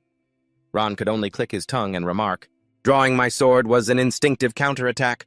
I thought you were an enemy. As for what happened after that..." Faye immediately rolled her eyes, thinking to herself, that's exactly the kind of thing he would do. Eve and the other two exclaimed in unison, "He's on another level." The next morning, the group arrived at the Genli Niu ruins. She observed the area and noted, "The terrain is very complex. A reckless attack would surely lead to heavy losses." After some thought, he made a decision. "I'll infiltrate. The rest of you stay hidden. When the time is right, we'll coordinate an attack from the inside and out." "Zier!" Inside the Genli Niu, a small demon was shouting, "Anyone who wants to join the domain of the great King Jair, enter this room. The assessment test will be conducted in the Happy Room." The brown demon watched the scene and mused, "As expected of the great King Jair, so many demons have heard of his fame and come to enlist today." Seeing the green demon leading a group of people, he laughed teasingly. Well, you're quite something, you little brat. Did you manage to steal some more slaves from the warring royal court up north?" He clicked his tongue in disgust. "Don't even mention it. The entire warring royal court is filled with men for manual labor. As for the women the great King Jair wants, we can only try our luck. We just have to take whoever we can catch." Hearing this, Ron began to consider these people. "I'll have to wait until this is over and tell Eve's group to take them back to the human side." Meanwhile, the green demon was still complaining, "However, we can take the men. And trading them with the cracked skin brotherhood isn't a bad deal either." The brown demon burst out laughing, mocking them. "Those lunatics!" Acting like their tastes are so high class. Suddenly, another demon shouted, "Next, the last one for today." Ron quickly stepped forward, cutting the line. Yexhao spoke up, asking, "Is everyone here?" Ron silently assessed the situation. "So in this lawless region, there really are quite a few demons who want to join Zaire." He raised his chin proudly. "Let me introduce myself. I am your examiner, Ye Chao. I'm sure that before you all came here, you've all heard about our recruitment standards." Ye Chao suddenly broke into a sneer. "We only accept the elite. We don't want any trash." Tai Feng silently made a decision. "I've already made a bad impression on the examiner. In that case, I'll use this punk to make my own mighty and handsome presence stand out." How did a scrawny, short, and ugly piece of trash like this manage to sneak in here? He thought viciously. Not only do you need to look good, but you also have to be vicious enough. Are you ignoring me? Do you believe me when I say I'll cut your ear off, huh? Old Ha. Reporting. This batch of new recruits has no composure whatsoever. Ye Chao replied indifferently, All right. Quiet, all of you. We will now begin the test." He uncovered a cloth and ordered, "Come up one by one. My testing device can 1 measure your talent seal and 2 check your seal power level. Ye Chao briefly explained, the seal power level is just a straightforward measure of your total power. It doesn't fully reflect your actual combat skills. A 5-power seal is obviously strong, but a 2 or 3 seal isn't necessarily weak. If a 5-seal idiot with an ice talent seal were to face off against a 3-seal fire-type veteran, it's not a given who would win or lose. He pointed, gesturing. Place your hand here. I will judge your strength fairly and impartially. Ye Chao gave a faint, reassuring smile. Don't be nervous, kid. You don't have to be afraid of being eliminated. The great King Jair places great importance on cultivating talent. As long as you're vicious enough and dare to fight and take risks, you're good material. After speaking, he clicked his tongue in admiration. Talent seal electricity generating organ. 1 seal. Jushan hesitated. 3. Lord Yakao, with this, do I pass? Yakao mumbled in disgust. Weak in both strength and character. He then eliminated Jushan. Yakao coldly announced, and the rest of you, if you also feel that you're nothing but trash, then don't waste any more of my time. Get out of here on your own. An immediate purge took place and countless innocent people were cut down. He sneered, if they all admit they're trash, then what's the point of them living? A loud crash came from the adjacent wall. Chong Ji suddenly appeared in front of them. Ron glanced over, startled. What is that thing? Old Ha was surprised. The Great King's Chong Ji. Why is it in the next room? Ye Chao answered. That's a room the Great King just recently finished building, and the one next to it happened to be empty. So I told the guards they could temporarily keep it in there. He immediately pointed and ordered, guards quickly bring the Great King's Chong Ji back. Be careful not to injure it. The underlings began to act. 1, 2, pull. 1, 2, pull. Chong Ji was in so much pain that tears welled up in its eyes. He glanced over with cold eyes. A red cloth suddenly appeared. As the image of that prisoner appeared, Ron's expression instantly darkened. The man continued nonchalantly. All right. Everyone pay it no mind. Let's continue with the test. Deep Tao casually pointed. Next. Hurry up, I'm busy. Thick Fong hastily refused. My stomach feels a bit upset. Can I go use the restroom first? Otherwise the test results might not be accurate. He immediately shoved him aside and cut in line. I'm busy too. Ron spoke coldly. I want to confirm something. What are your requirements for recruits? The man laughed and replied, either strong or vicious. Got it. Ron growled back. Anything else besides that? That's all, Diep Tao said casually. The crowd murmured, that kid is getting tested too. You can tell he won't pass just by looking at him. I heard the Jair army is a fearsome pack of wolves. Surely they don't need a runt like this, right? Thick Fong was pleased. That's right, just keep stalling like this. Distract them and we'll slip away. Ron snorted coldly and questioned, this testing device, can it really show you my current strength at a glance? He answered angrily, that's right. Now hurry up and get started, you son of a bitch. Ron said in a challenging tone, are you strong enough? Deep Tao frowned. You think I, a proper 3-seal examiner, am not qualified to test you people? Are you deliberately wasting time? If so, I guarantee you a very painful death. Now put your hand out. In that instant, Ron drew a knife. Ron swiftly slashed his tongue. He reached out and took the sphere of light. Deep Tao stammered in horror. You! Ron picked up the sphere with cold eyes. He slammed it down hard. The blood sphere flared brightly. Ron's dangerous eyes were hidden in the shadows. The others were terrified by the scene. Then he gently placed the sphere back down. Ron slowly appraised the device. This testing machine isn't bad, so... Do I pass? Old Ha stammered. Pass! You definitely pass! He shouted an order.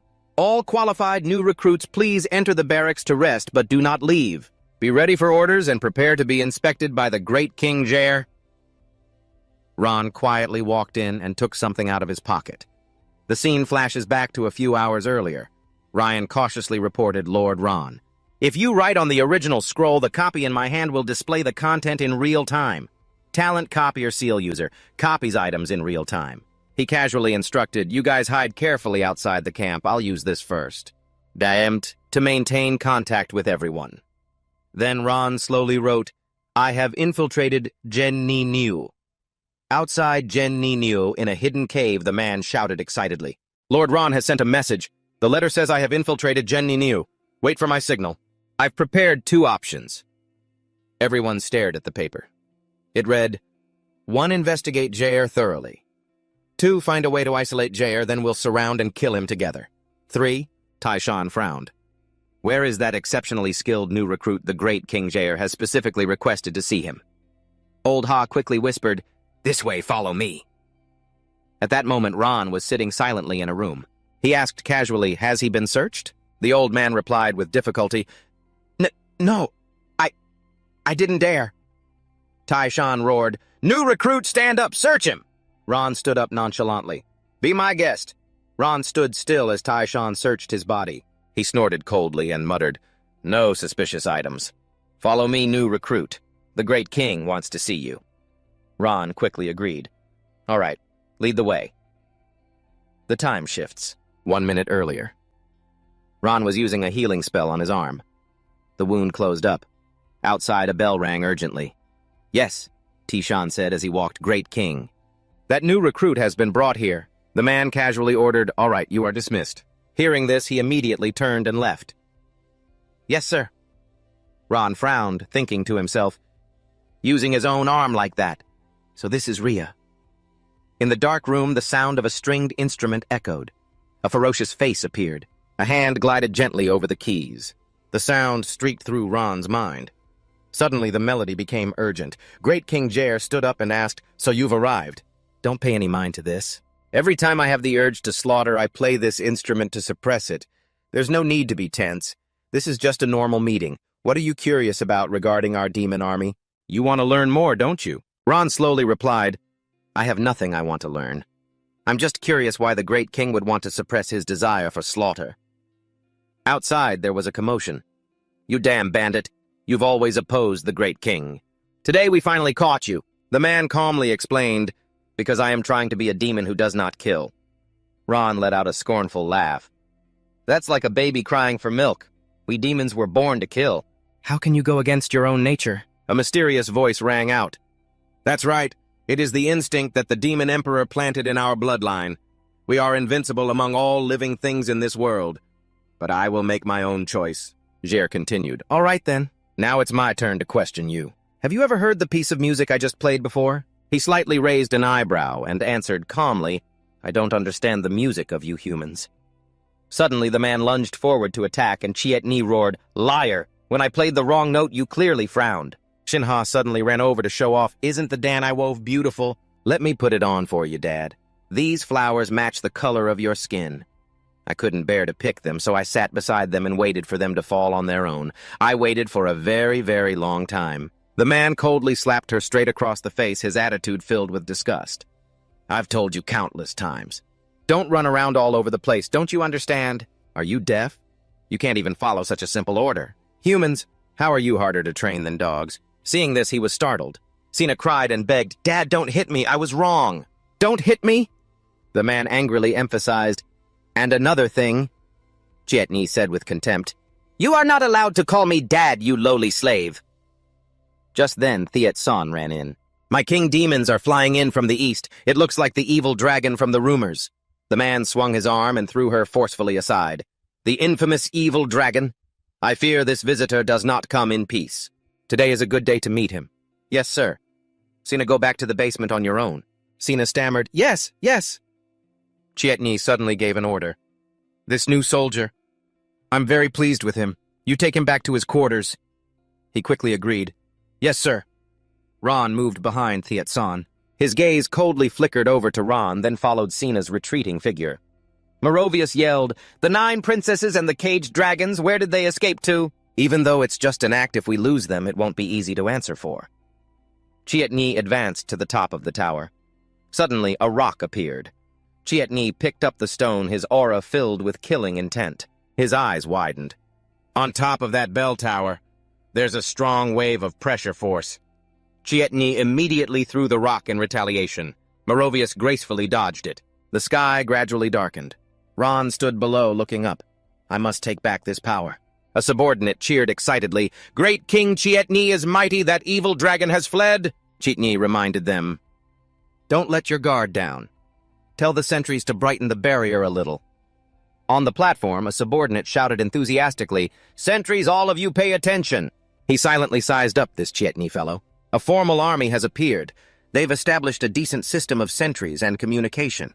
His snake form was observing the group of sentries when a demon suddenly cried out in pain. What just stabbed my leg? The other guy explained, these thorns. I just got stabbed by one too. Ron silently analyzed the situation. The release of pressure force is so subtle that even when it's transmitted into their bodies, they can't detect it. That group of people has carelessly left a trail. He grimly deduced, with Chietni's level of leadership, he wouldn't just have his sentries patrol rigidly. He must have set up multiple different patrol routes. I'd best observe for a while longer, learn all of their routes to make my future plan of annihilation easier. Ron reached out and picked up a flower to examine it. Elsewhere, Sina was looking down, still clutching the flower wreath in her hands. Hearing a sound, Sina immediately looked up. Who's there? He held out a handful of flowers. These knotgrass flowers fell to the ground. I picked up a few. I thought you might need them. Hearing that, she excitedly ran over. Sina happily opened the door. The one I wove at first must not have been pretty enough, that's why my father didn't like it. Ron was a little surprised. The door isn't locked. He couldn't help but ask, a human like you, why do you call Chietni father? She smiled brightly and replied, because Father Chietni is the nicest person I've ever met. I heard that only parents treat their children this well. He worries that I'll be kidnapped by bad people, so he put this collar on me. He always saves some food for me at every meal, even when I do something wrong. He only hits me a few times. Ron was stunned after hearing this. This is what you call nice. What kind of monsters did you encounter before this? Sina lowered her head and replied softly, I don't remember very well. I only remember that they were all very bad. In the past, Ernia had instructed Chietni, I'm entrusting this child to your care. Take good care of her. Return her to me later. He had replied respectfully, as you command, Lord Ernia.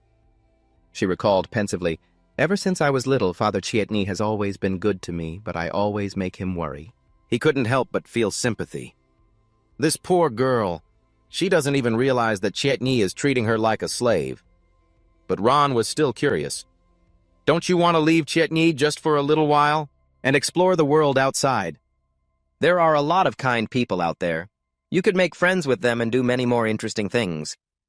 Sina looked up in surprise. Interesting things? He thought to himself, this girl needs the companionship of a good teacher and friend to help her correct her mistaken beliefs and then grow up healthy. Among the people I know, and who would be suitable for this? I still need to think this through carefully. She suddenly giggled. Oh, that's right. You even know the name of this flower, don't you, knotgrass flower, right? You must be very knowledgeable, huh? My father doesn't let me run around, nor does he let me make friends. Could you tell me some of the interesting things that happen outside? Please. Ron glanced outside. The most urgent matter right now is to find out more about Chietni. It's best not to waste time on this. With that thought, he left. Maybe next time. I have to go now. And I still haven't thought of any good stories yet. Sina quickly agreed. All right, goodbye. Come visit me again when you're free, okay? As she said that, she suddenly groaned, oh no. The rope has slipped off. Dad will be furious if he sees this. Sina reached out, tightened the rope, and gently put it back around her neck. Merovius landed and reported, the Ninth Queen has fled to the vicinity of the Quake Mud Oxen. That's Chietni's territory. As you can see, it's extremely dangerous. I can't get any closer. Simon replied in frustration, all right. I'll go talk to this Chietni person you just mentioned. He then used his talent, the Abyss Walker's Mark. What a pain. Meanwhile, Chietni was walking into a room. Wine was gently poured into a glass. He checked his power, forming a thin layer of it around his body. Relying on sensing the fluctuations of other powers, light spread to his physical form. Ron used shaping to compress his power to its limit, casually assessing it as a trivial matter.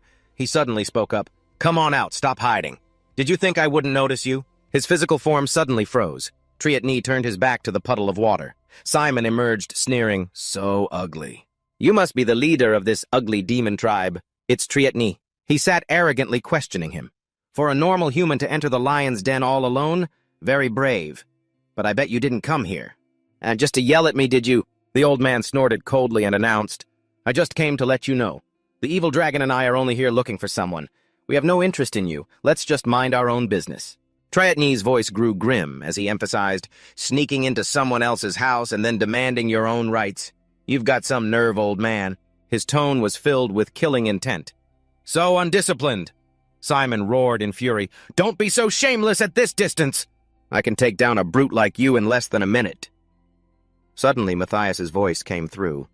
Lord Simon, it's getting too noisy over there. The old man hurriedly reported, "Master, you've come at the perfect time. Please help me deal with this obstacle." Triatni was curious. "Good heavens!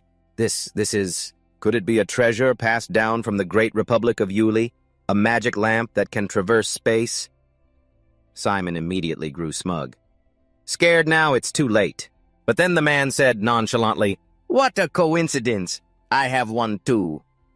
The moment the old man saw it, he screamed in terror, "What?" Matthias sighed and began to mediate. All right, stop arguing, you two. It seems you can't get to know each other without a fight." He laughed coldly and introduced them.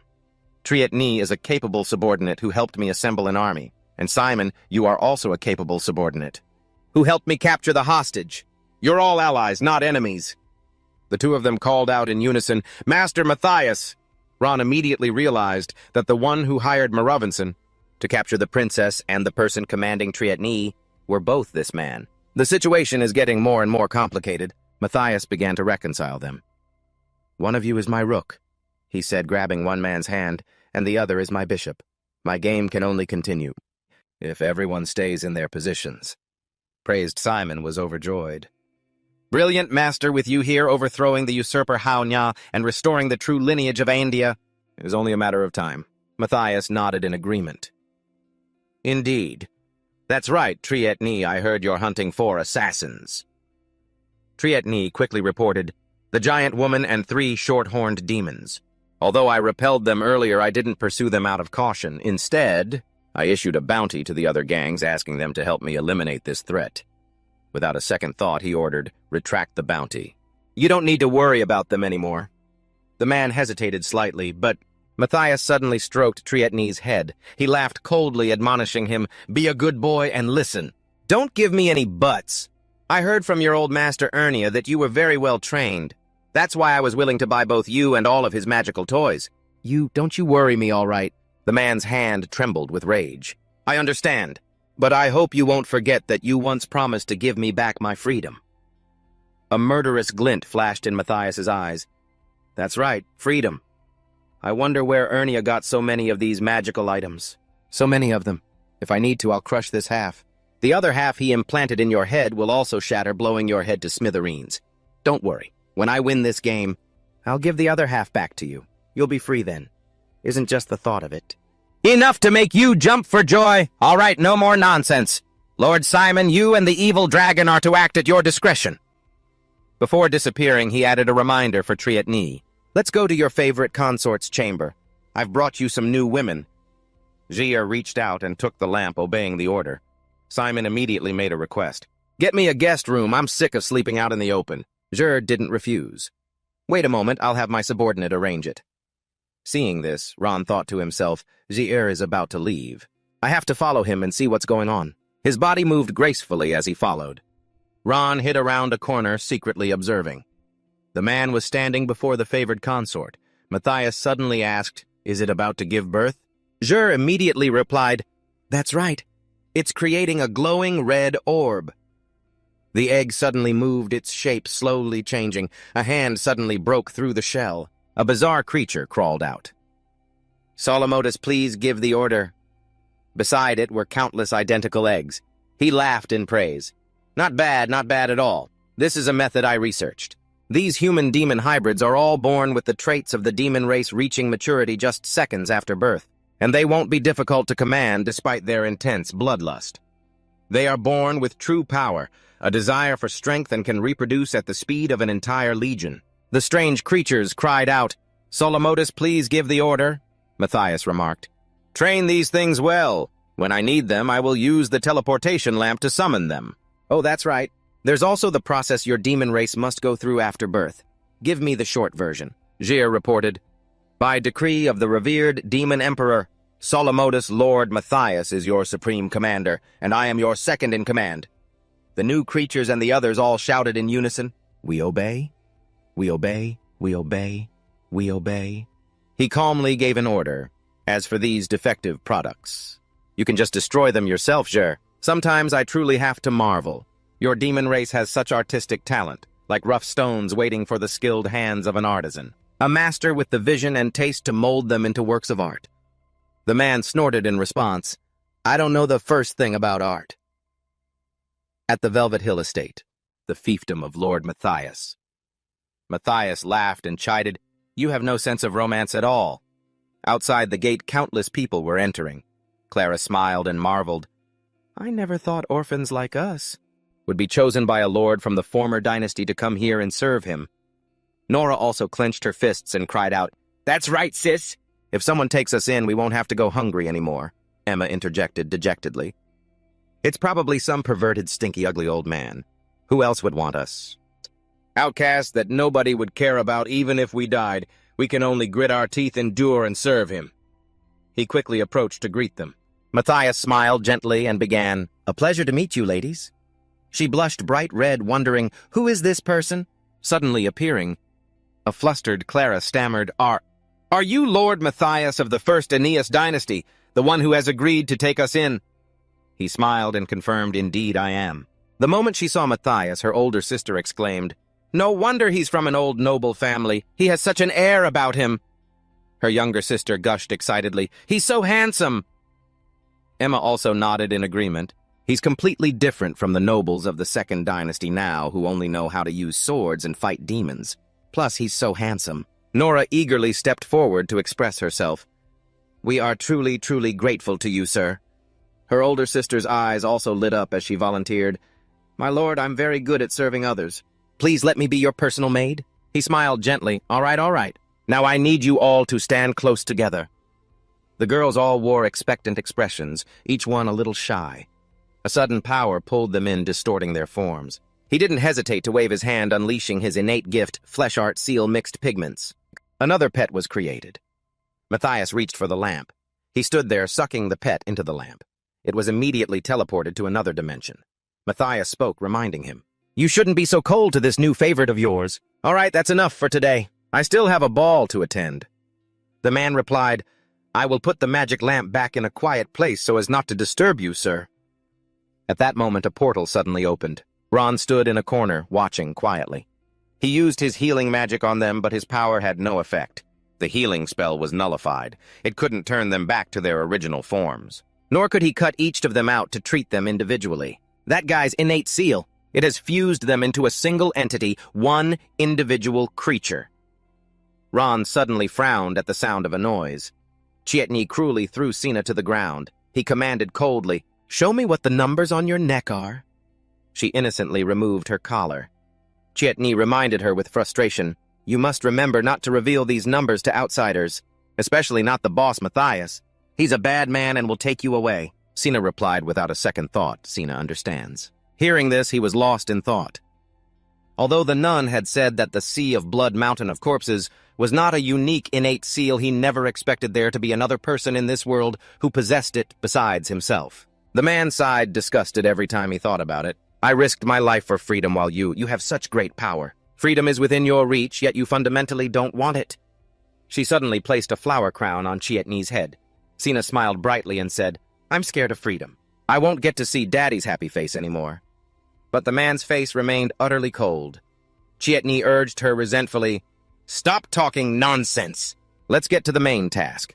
Clean up all this trash, and then raise the level of your Sea of Blood Mountain of Corpses." She chirped in agreement, Okay. Sina lunged forward, swinging her fist. The eggs were instantly smashed. Mysterious numbers appeared on Sina's neck, the digits gradually becoming clearer. Elsewhere, Ron was secretly monitoring everything. She activated the Sea of Blood Mountain of Corpses, the power of Happy Day. The dark aura around Sina instantly dispersed, then violently exploded. A murderous glint flashed in his eyes. He began to analyze it in his mind. The innate seal of the Sea of Blood Mountain of Corpses is, in essence, a parasitic dark creature. Its symptom is a dark mark that feeds on slaughter and death, and it grows inside of us all just to wait for the day it breaks out of its cocoon. The happy day it is born into this world. Only the heavenly mandate can suppress it. Sina suddenly cried out in pain. "Daddy, save me!" Chietni coldly said, "I told you have to stick that thing into your back to push it back." The demonic eye was spreading further and further. He gripped the hilt of the spike and plunged it hard into Sina. The dark aura gradually vanished, leaving only a few faint wisps. Ron watched the scene, disturbed. "Sina!" He quickly turned into a snake and left the area. Ron thought to himself, if Chietni and Sina join forces, we have almost no chance of winning. Let alone getting my arm back. I must free her from that man Chietni's control. A mysterious voice suddenly echoed, "Well now, you want to save her, and you want to steal her power." His face darkened as he growled, "I just don't want her to repeat my mistakes." Faye looked at the hint on the divine paper. There is a very strong person always by Chietni's side. We must act when Chietni is separated from that person. Then she calculated, "Looks like we'll have to wait a while longer." Then she handed the scroll to Eves. "Sorry to trouble you all this time. By the way, you all came to cut off Kechlong's arm to earn merits, right?" She replied calmly, "To be honest with you, yes, that's right. If we cannot fight against the demon race and restore humanity, then we are not worthy of being the Royal Father's children. That is the most basic requirement our Royal Father has set for us." Faye slowly wrote something on a piece of paper. "I can't let you all make this trip for nothing. How about this? I will write down a record of your assistance to me and Kechlong. When the time comes, present it to Haonya, and he will surely reward you generously." Eves smiled and reached out to take it. "Thank you very much. Then we will humbly accept." She then added, "It's a small thing." "Her Majesty the Queen," Rian remarked excitedly. "This way Lord Haonya will surely value us in the future." Sora cheered with excitement. "His Majesty will probably reward us with a lot of money, right?" "Lots and lots of money. I want to buy my parents a really big house." Lero quickly chimed in, "Our futures are about to skyrocket. But I'm not cut out to be a frontline combat knight. I'll switch my focus to studying military and civil affairs, diligently striving to become a count." Faye then smiled and reminded them, "Hey, don't say things like that. It's bad luck. Usually anyone who talks about what they'll do after this battle is over has a very high chance of dying." The three of them anxiously covered their mouths. She and Eves were amused to see them so spooked. Meanwhile, Matthias was happily playing chess. Let's see how the preparations for this game are coming along. He quietly assessed his ever-growing military strength, all of it hidden away securely in Genyuyu. Matthias fingered the bottle. The hostage, the 9th Princess Eves Simon, is a useless brat incapable of accomplishing anything great. But with the evil dragon's help, capturing her is just a matter of time. Suddenly, his expression turned dangerous. "The only thing lacking is our ally. Beignet, the one who sold me the arm. Jir's severed arm. And Galong, I don't know where they've run off to now.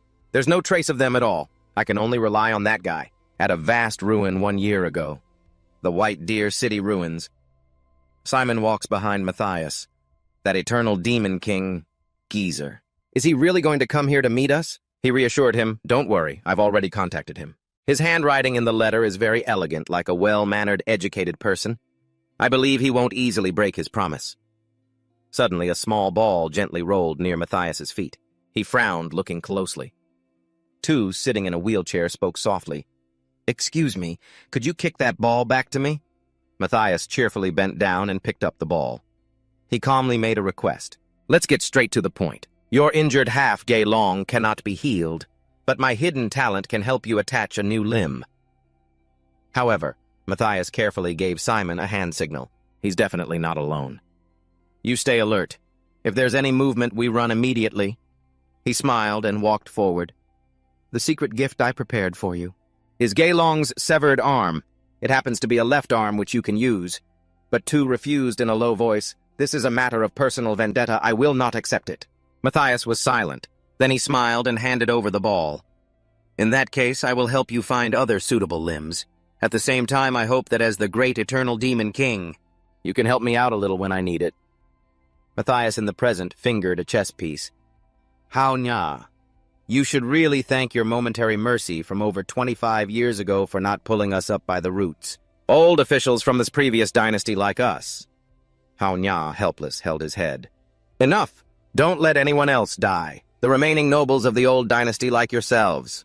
I will grant you all titles, and you can also keep a portion of your original lands." He then flicked the chess piece.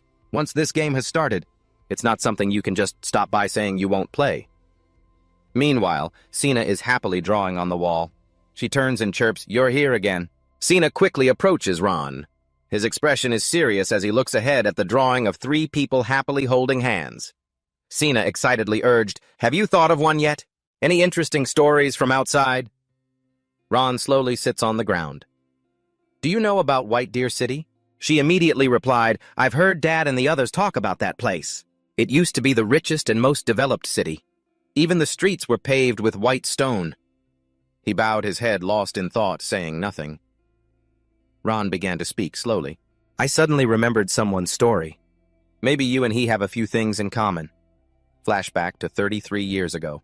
White Deer City on a day of pouring rain. The first thing he remembered was the rain. There was no particular reason. It's just that autumn in White Deer City often had a lot of rain. In a vast city submerged in the downpour, opposite the castle was a poor neighborhood. He was also born in the autumn, an image of Elsa and Marin affectionately playing with Ron. She worked as a fabric dyer. In his memories, his mother's hands were bluish-purple. He, the father, was always around smoke and fire, and Dad was always coughing. They both always had to listen to what people were saying. Their kid is 6 years old this year, right? Still hasn't found a job. Looks like he's mute. Born a burden. Marin angrily retorted, My son isn't mute. He's just a little slow and hasn't learned to talk yet. They hastily replied, all right, so he's not mute. In the distance, two people sighed, How much are the firewood tax and the well tax this year? Have you seen it went up again? And there's a new military provision tax, too. I heard our kingdom of Medellin has to strengthen its forces on the border to defend against the peasant rebellion in the neighboring eastern country. Elsa asked helplessly. Ania, can we even make it through this year? Marlon replied, We'll just have to take it one step at a time. Hearing a sound, Ron happily turned his head. He excitedly hugged his father's leg. Both parents smiled happily at Ron. Marlon then took out a few coins. Be a good boy and go buy some bread. The cheapest kind we always eat. Outside, whispers could be heard. Have you heard? Ania is in a massive revolt. The peasant rebel army has tens of thousands of people. It must be more than that, probably over 100,000. I heard their leader's name is Hao Nya. He's a chef. He held the bag of bread and ran happily back. Suddenly, Gran turned his head to see someone throwing a ball against a wall. Father must be very busy today. He probably didn't even notice I ran away from home. The two looked at each other in silence. He slowly walked closer to Victor. Ron's stomach suddenly rumbled with hunger. Ignoring the look, Victor was still thinking, What does this little brat want? He's not even saying anything, so annoying. He smiled and offered the piece of bread to him. In the rain, Ron kindly shared a piece of his bread. Victor helplessly accepted it. Then he quietly watched Ron leave. Victor watched him turn into an alley. Bruno and Marco threatened, Stop right there, kid, hand over the money. Suddenly, a voice rang out coming to Ron's aid. Hey, you two thieves! How dare you bully the weak right in front of me? Victor stood in front of him. How insolent! Marco laughed mockingly. What's this, a rich kid, a buy one, get one free deal? Bruno chimed in. Little master, bullying the weak is the rule in our slum. You came looking for trouble yourself. So don't blame us. He coldly replied, Bullying the weak. You mean that thing that represents stupid, savage, animalistic instinct? Victor continued his impassioned speech. My father taught me that the strong protecting the weak is a proud virtue. It is civilization and order. The two of them immediately pulled out their knives. You son of a bitch, stop spouting that meaningless crap I don't understand. I'm in no mood to argue with you. He immediately activated his power. I will absolutely not tolerate you demons in human skin talent seal of the myriad kings, the monarch. Both of them gaped in terror. Bruno and Marco immediately turned tail and ran for their lives. Ron's eyes widened in amazement. Victor hurried over to help him up. You don't need to kneel before me.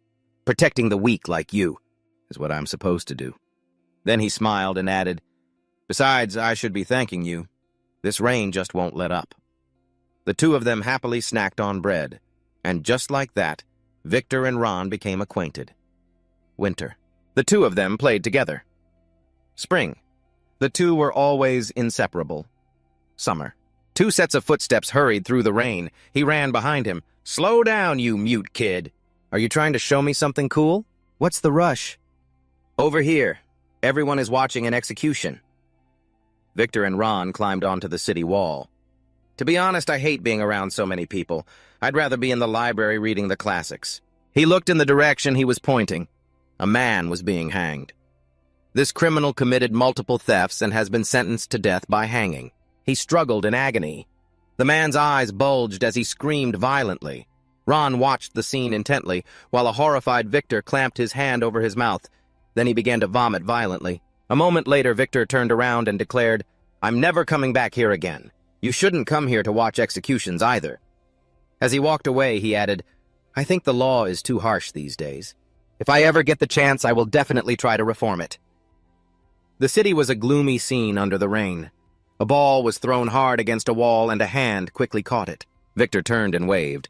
I have to go home for dinner now. Let's play again tomorrow. Whispers could be heard all around.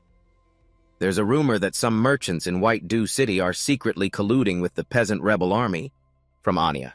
I bet some of the high-ranking lords will be arrested today. The executioner is going to be very busy. Leon bowed as he saw him return. Young master, you're back. The master is waiting for you. A deep voice rang out. You've been slacking on your studies lately. Enzo sternly reminded him, You are my son and the future Grand Justiciar of White Dew City. Do not spend all day playing with your worthless friends. He stood before Victor.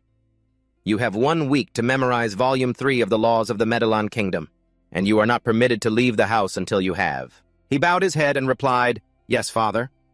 Then Enzo gave an order. Prepare the carriage. The Council of Nobles has summoned me to a meeting. The old man obeyed.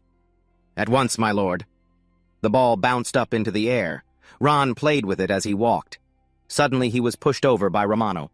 Get out of the way, you peasant scum! Ron fell sprawling to the ground. He struggled to crawl toward the ball. Suddenly Ron looked up with a start. Marin was trying to explain, Sir, this is all a misunderstanding. We know absolutely nothing about the rebels from the neighboring country. I see that you're talking about. The man replied, The pottery and dye workshops where you work sold goods to the Anya rebels. If you're innocent, the Grand Justiciar will surely clear your names. Crying, he tried to cling to them, but was immediately restrained by a soldier. Ron watched helplessly as they were both led away. The nobles were currently in discussion. This must be handled strictly and swiftly. Instead of being peaceful citizens, they dared to collude with rebels from a neighboring country. This is worse than murder and arson. The public has been crying injustice lately. This is the perfect opportunity to make an example of them and get them to quiet down a bit. There is no room for mercy. It is better to kill 1,000 by mistake than to let a single one escape. Grand Justiciar, what are your thoughts on the matter? Enzo considered it seriously. Over 100 people have been arrested this time. This is a grave matter, and I must review it carefully. To execute them all would be too cruel. The room immediately fell silent. He hesitated before speaking. However, Enzo raised his head, asserting, We absolutely cannot allow the flames of a neighboring country's rebellion to ignite among our people. That would only lead to the collapse of order, and drag more people into chaotic war. Between two evils, we must choose the lesser. The scene changes to the execution grounds. Ron ran frantically toward them. Elsa's and Marin's eyes had already rolled back into their heads. He tried to kneel and support them. Gritting his teeth, Ron held up both of their legs. Dante stepped forward impatiently. We can't just let that brat make a scene. But Roman stopped him. Don't be so hasty. Nico spoke up from behind them. We just made a bet to see how long this little devil can hold out. The man added, It's rare to get a bit of entertainment on such a gloomy, rainy day. He replied reluctantly, Fine. But if the captain of the guard comes down and blames us, this has nothing to do with me. Half a day, I bet he lasts half a day, Nico said excitedly. Roman replied, I give him 2 hours max. Meanwhile, Victor was engrossed in his studies. He looked out the window worriedly. The rain was getting heavier and heavier. Leon hurried after him, reminding him, Young master, your father said you're not to go out until you've finished your studies. But Victor opened the door anyway. I have to go out and see. I have a bad feeling that something is going to happen today. He immediately saw Enzo blocking the doorway. Annoyed, he said, There is nothing happening outside. Enzo continued to explain, It's just raining heavily. It rained often in late autumn in White Dew City. The corpses now hung in a long line. Ron, still trembling, stood on his tiptoes. He squeezed his eyes shut, trying to endure it. Elsa and Marin gritted their teeth and looked down at him. Heartbroken, the two of them pleaded, Son, let go. Don't worry about us. You don't have to suffer like this anymore. Let go. Heartbroken, Ron shook his head no. His legs trembled more and more violently. Then his legs began to lose strength and buckled slightly. He was determined to stand up straight, but in the end, Ron collapsed to the ground. Then panicked, he looked up. Ron stared in a daze as Elsa and Marin passed away. Nico strode over to the useless thing, annoyed. He put his hands on his hips and sneered, If you just lasted 10 more minutes, I would have won this week's booze money. Then Nico bent down and dragged him. All right, now get out of here. He suddenly grabbed Nico's hand. Nico frowned in disgust. You damn mute, get your filthy hand off me, he roared in anger. Let go. Suddenly, Ron bit hard into Nico's neck, killing him. The guards stared dumbfounded as blood splattered everywhere. They immediately rushed forward. "Son of a bitch!" He quickly pulled the sword from the corpse. Then Ron charged toward the soldier. But he was quickly defeated and sent flying by the soldier. Ron skidded to a stop beneath his parents' bodies, his mouth now covered in blood. The guards raised their bows to shoot, but Ron gritted his teeth, refusing to give up. He jumped up, turned, and ran. Though he was shot in the back and leg, he still forced himself to run straight ahead. The guards began to search. Damn it, that bastard got away, split up and find him. The city was still drenched in an endless rain. Ron stumbled, dragging himself forward. Before him were nothing but emaciated people. An old man lay on the ground, moaning, "It's too much. Someone please, come here. I'm begging you, put me out of my misery." Ron stared blankly at the old man when suddenly a voice rang out. "Quick, help him find his release." A set of teeth kept whispering, "Just like your friend used to say, you must help the weak. And as it happens, we need nourishment from killing and death." He asked in fear, What are you?" It took Ron's hand. "I am your companion in both glory and failure. I am the light that guides you to the right path. I am the form you should become. I am a part of you." He started strangling the old man. "Don't," but the thing quickly said, "Why say don't to me?" Ron was startled when it said, "I cannot control your body. Your actions are all of your own free will." He tried to explain, "No, I don't want to, I didn't." It continued to manipulate Ron. "It's time to grow up a little. Do you want to live your whole life depending on others just like your parents? You are different from those common mortals. You were born to rule others, not to be ruled by them." He hesitated, wondering, was I really born that way? The thing immediately affirmed, "That's right. You are a storm born to sweep across the world of men." Those teeth urged him on. "Are you still hesitating? Don't you want to become invincible, unstoppable, to destroy everything you wish to destroy, to hold the reins in your hands?" Ron's eyes turned bloodshot. The soldiers continued their search. "Hurry up. This is the disposal area for patients with infectious diseases. They're all just poor devils whose lives are worse than death. Don't let them infect us with any strange plagues." Roman suddenly saw a corpse on the ground. He warily drew his sword and went deeper inside. Roman's eyes shot wide open. He was terrified as he looked at the pile of bodies in front of him. "What the hell is this?" Ground. Danger appeared behind him.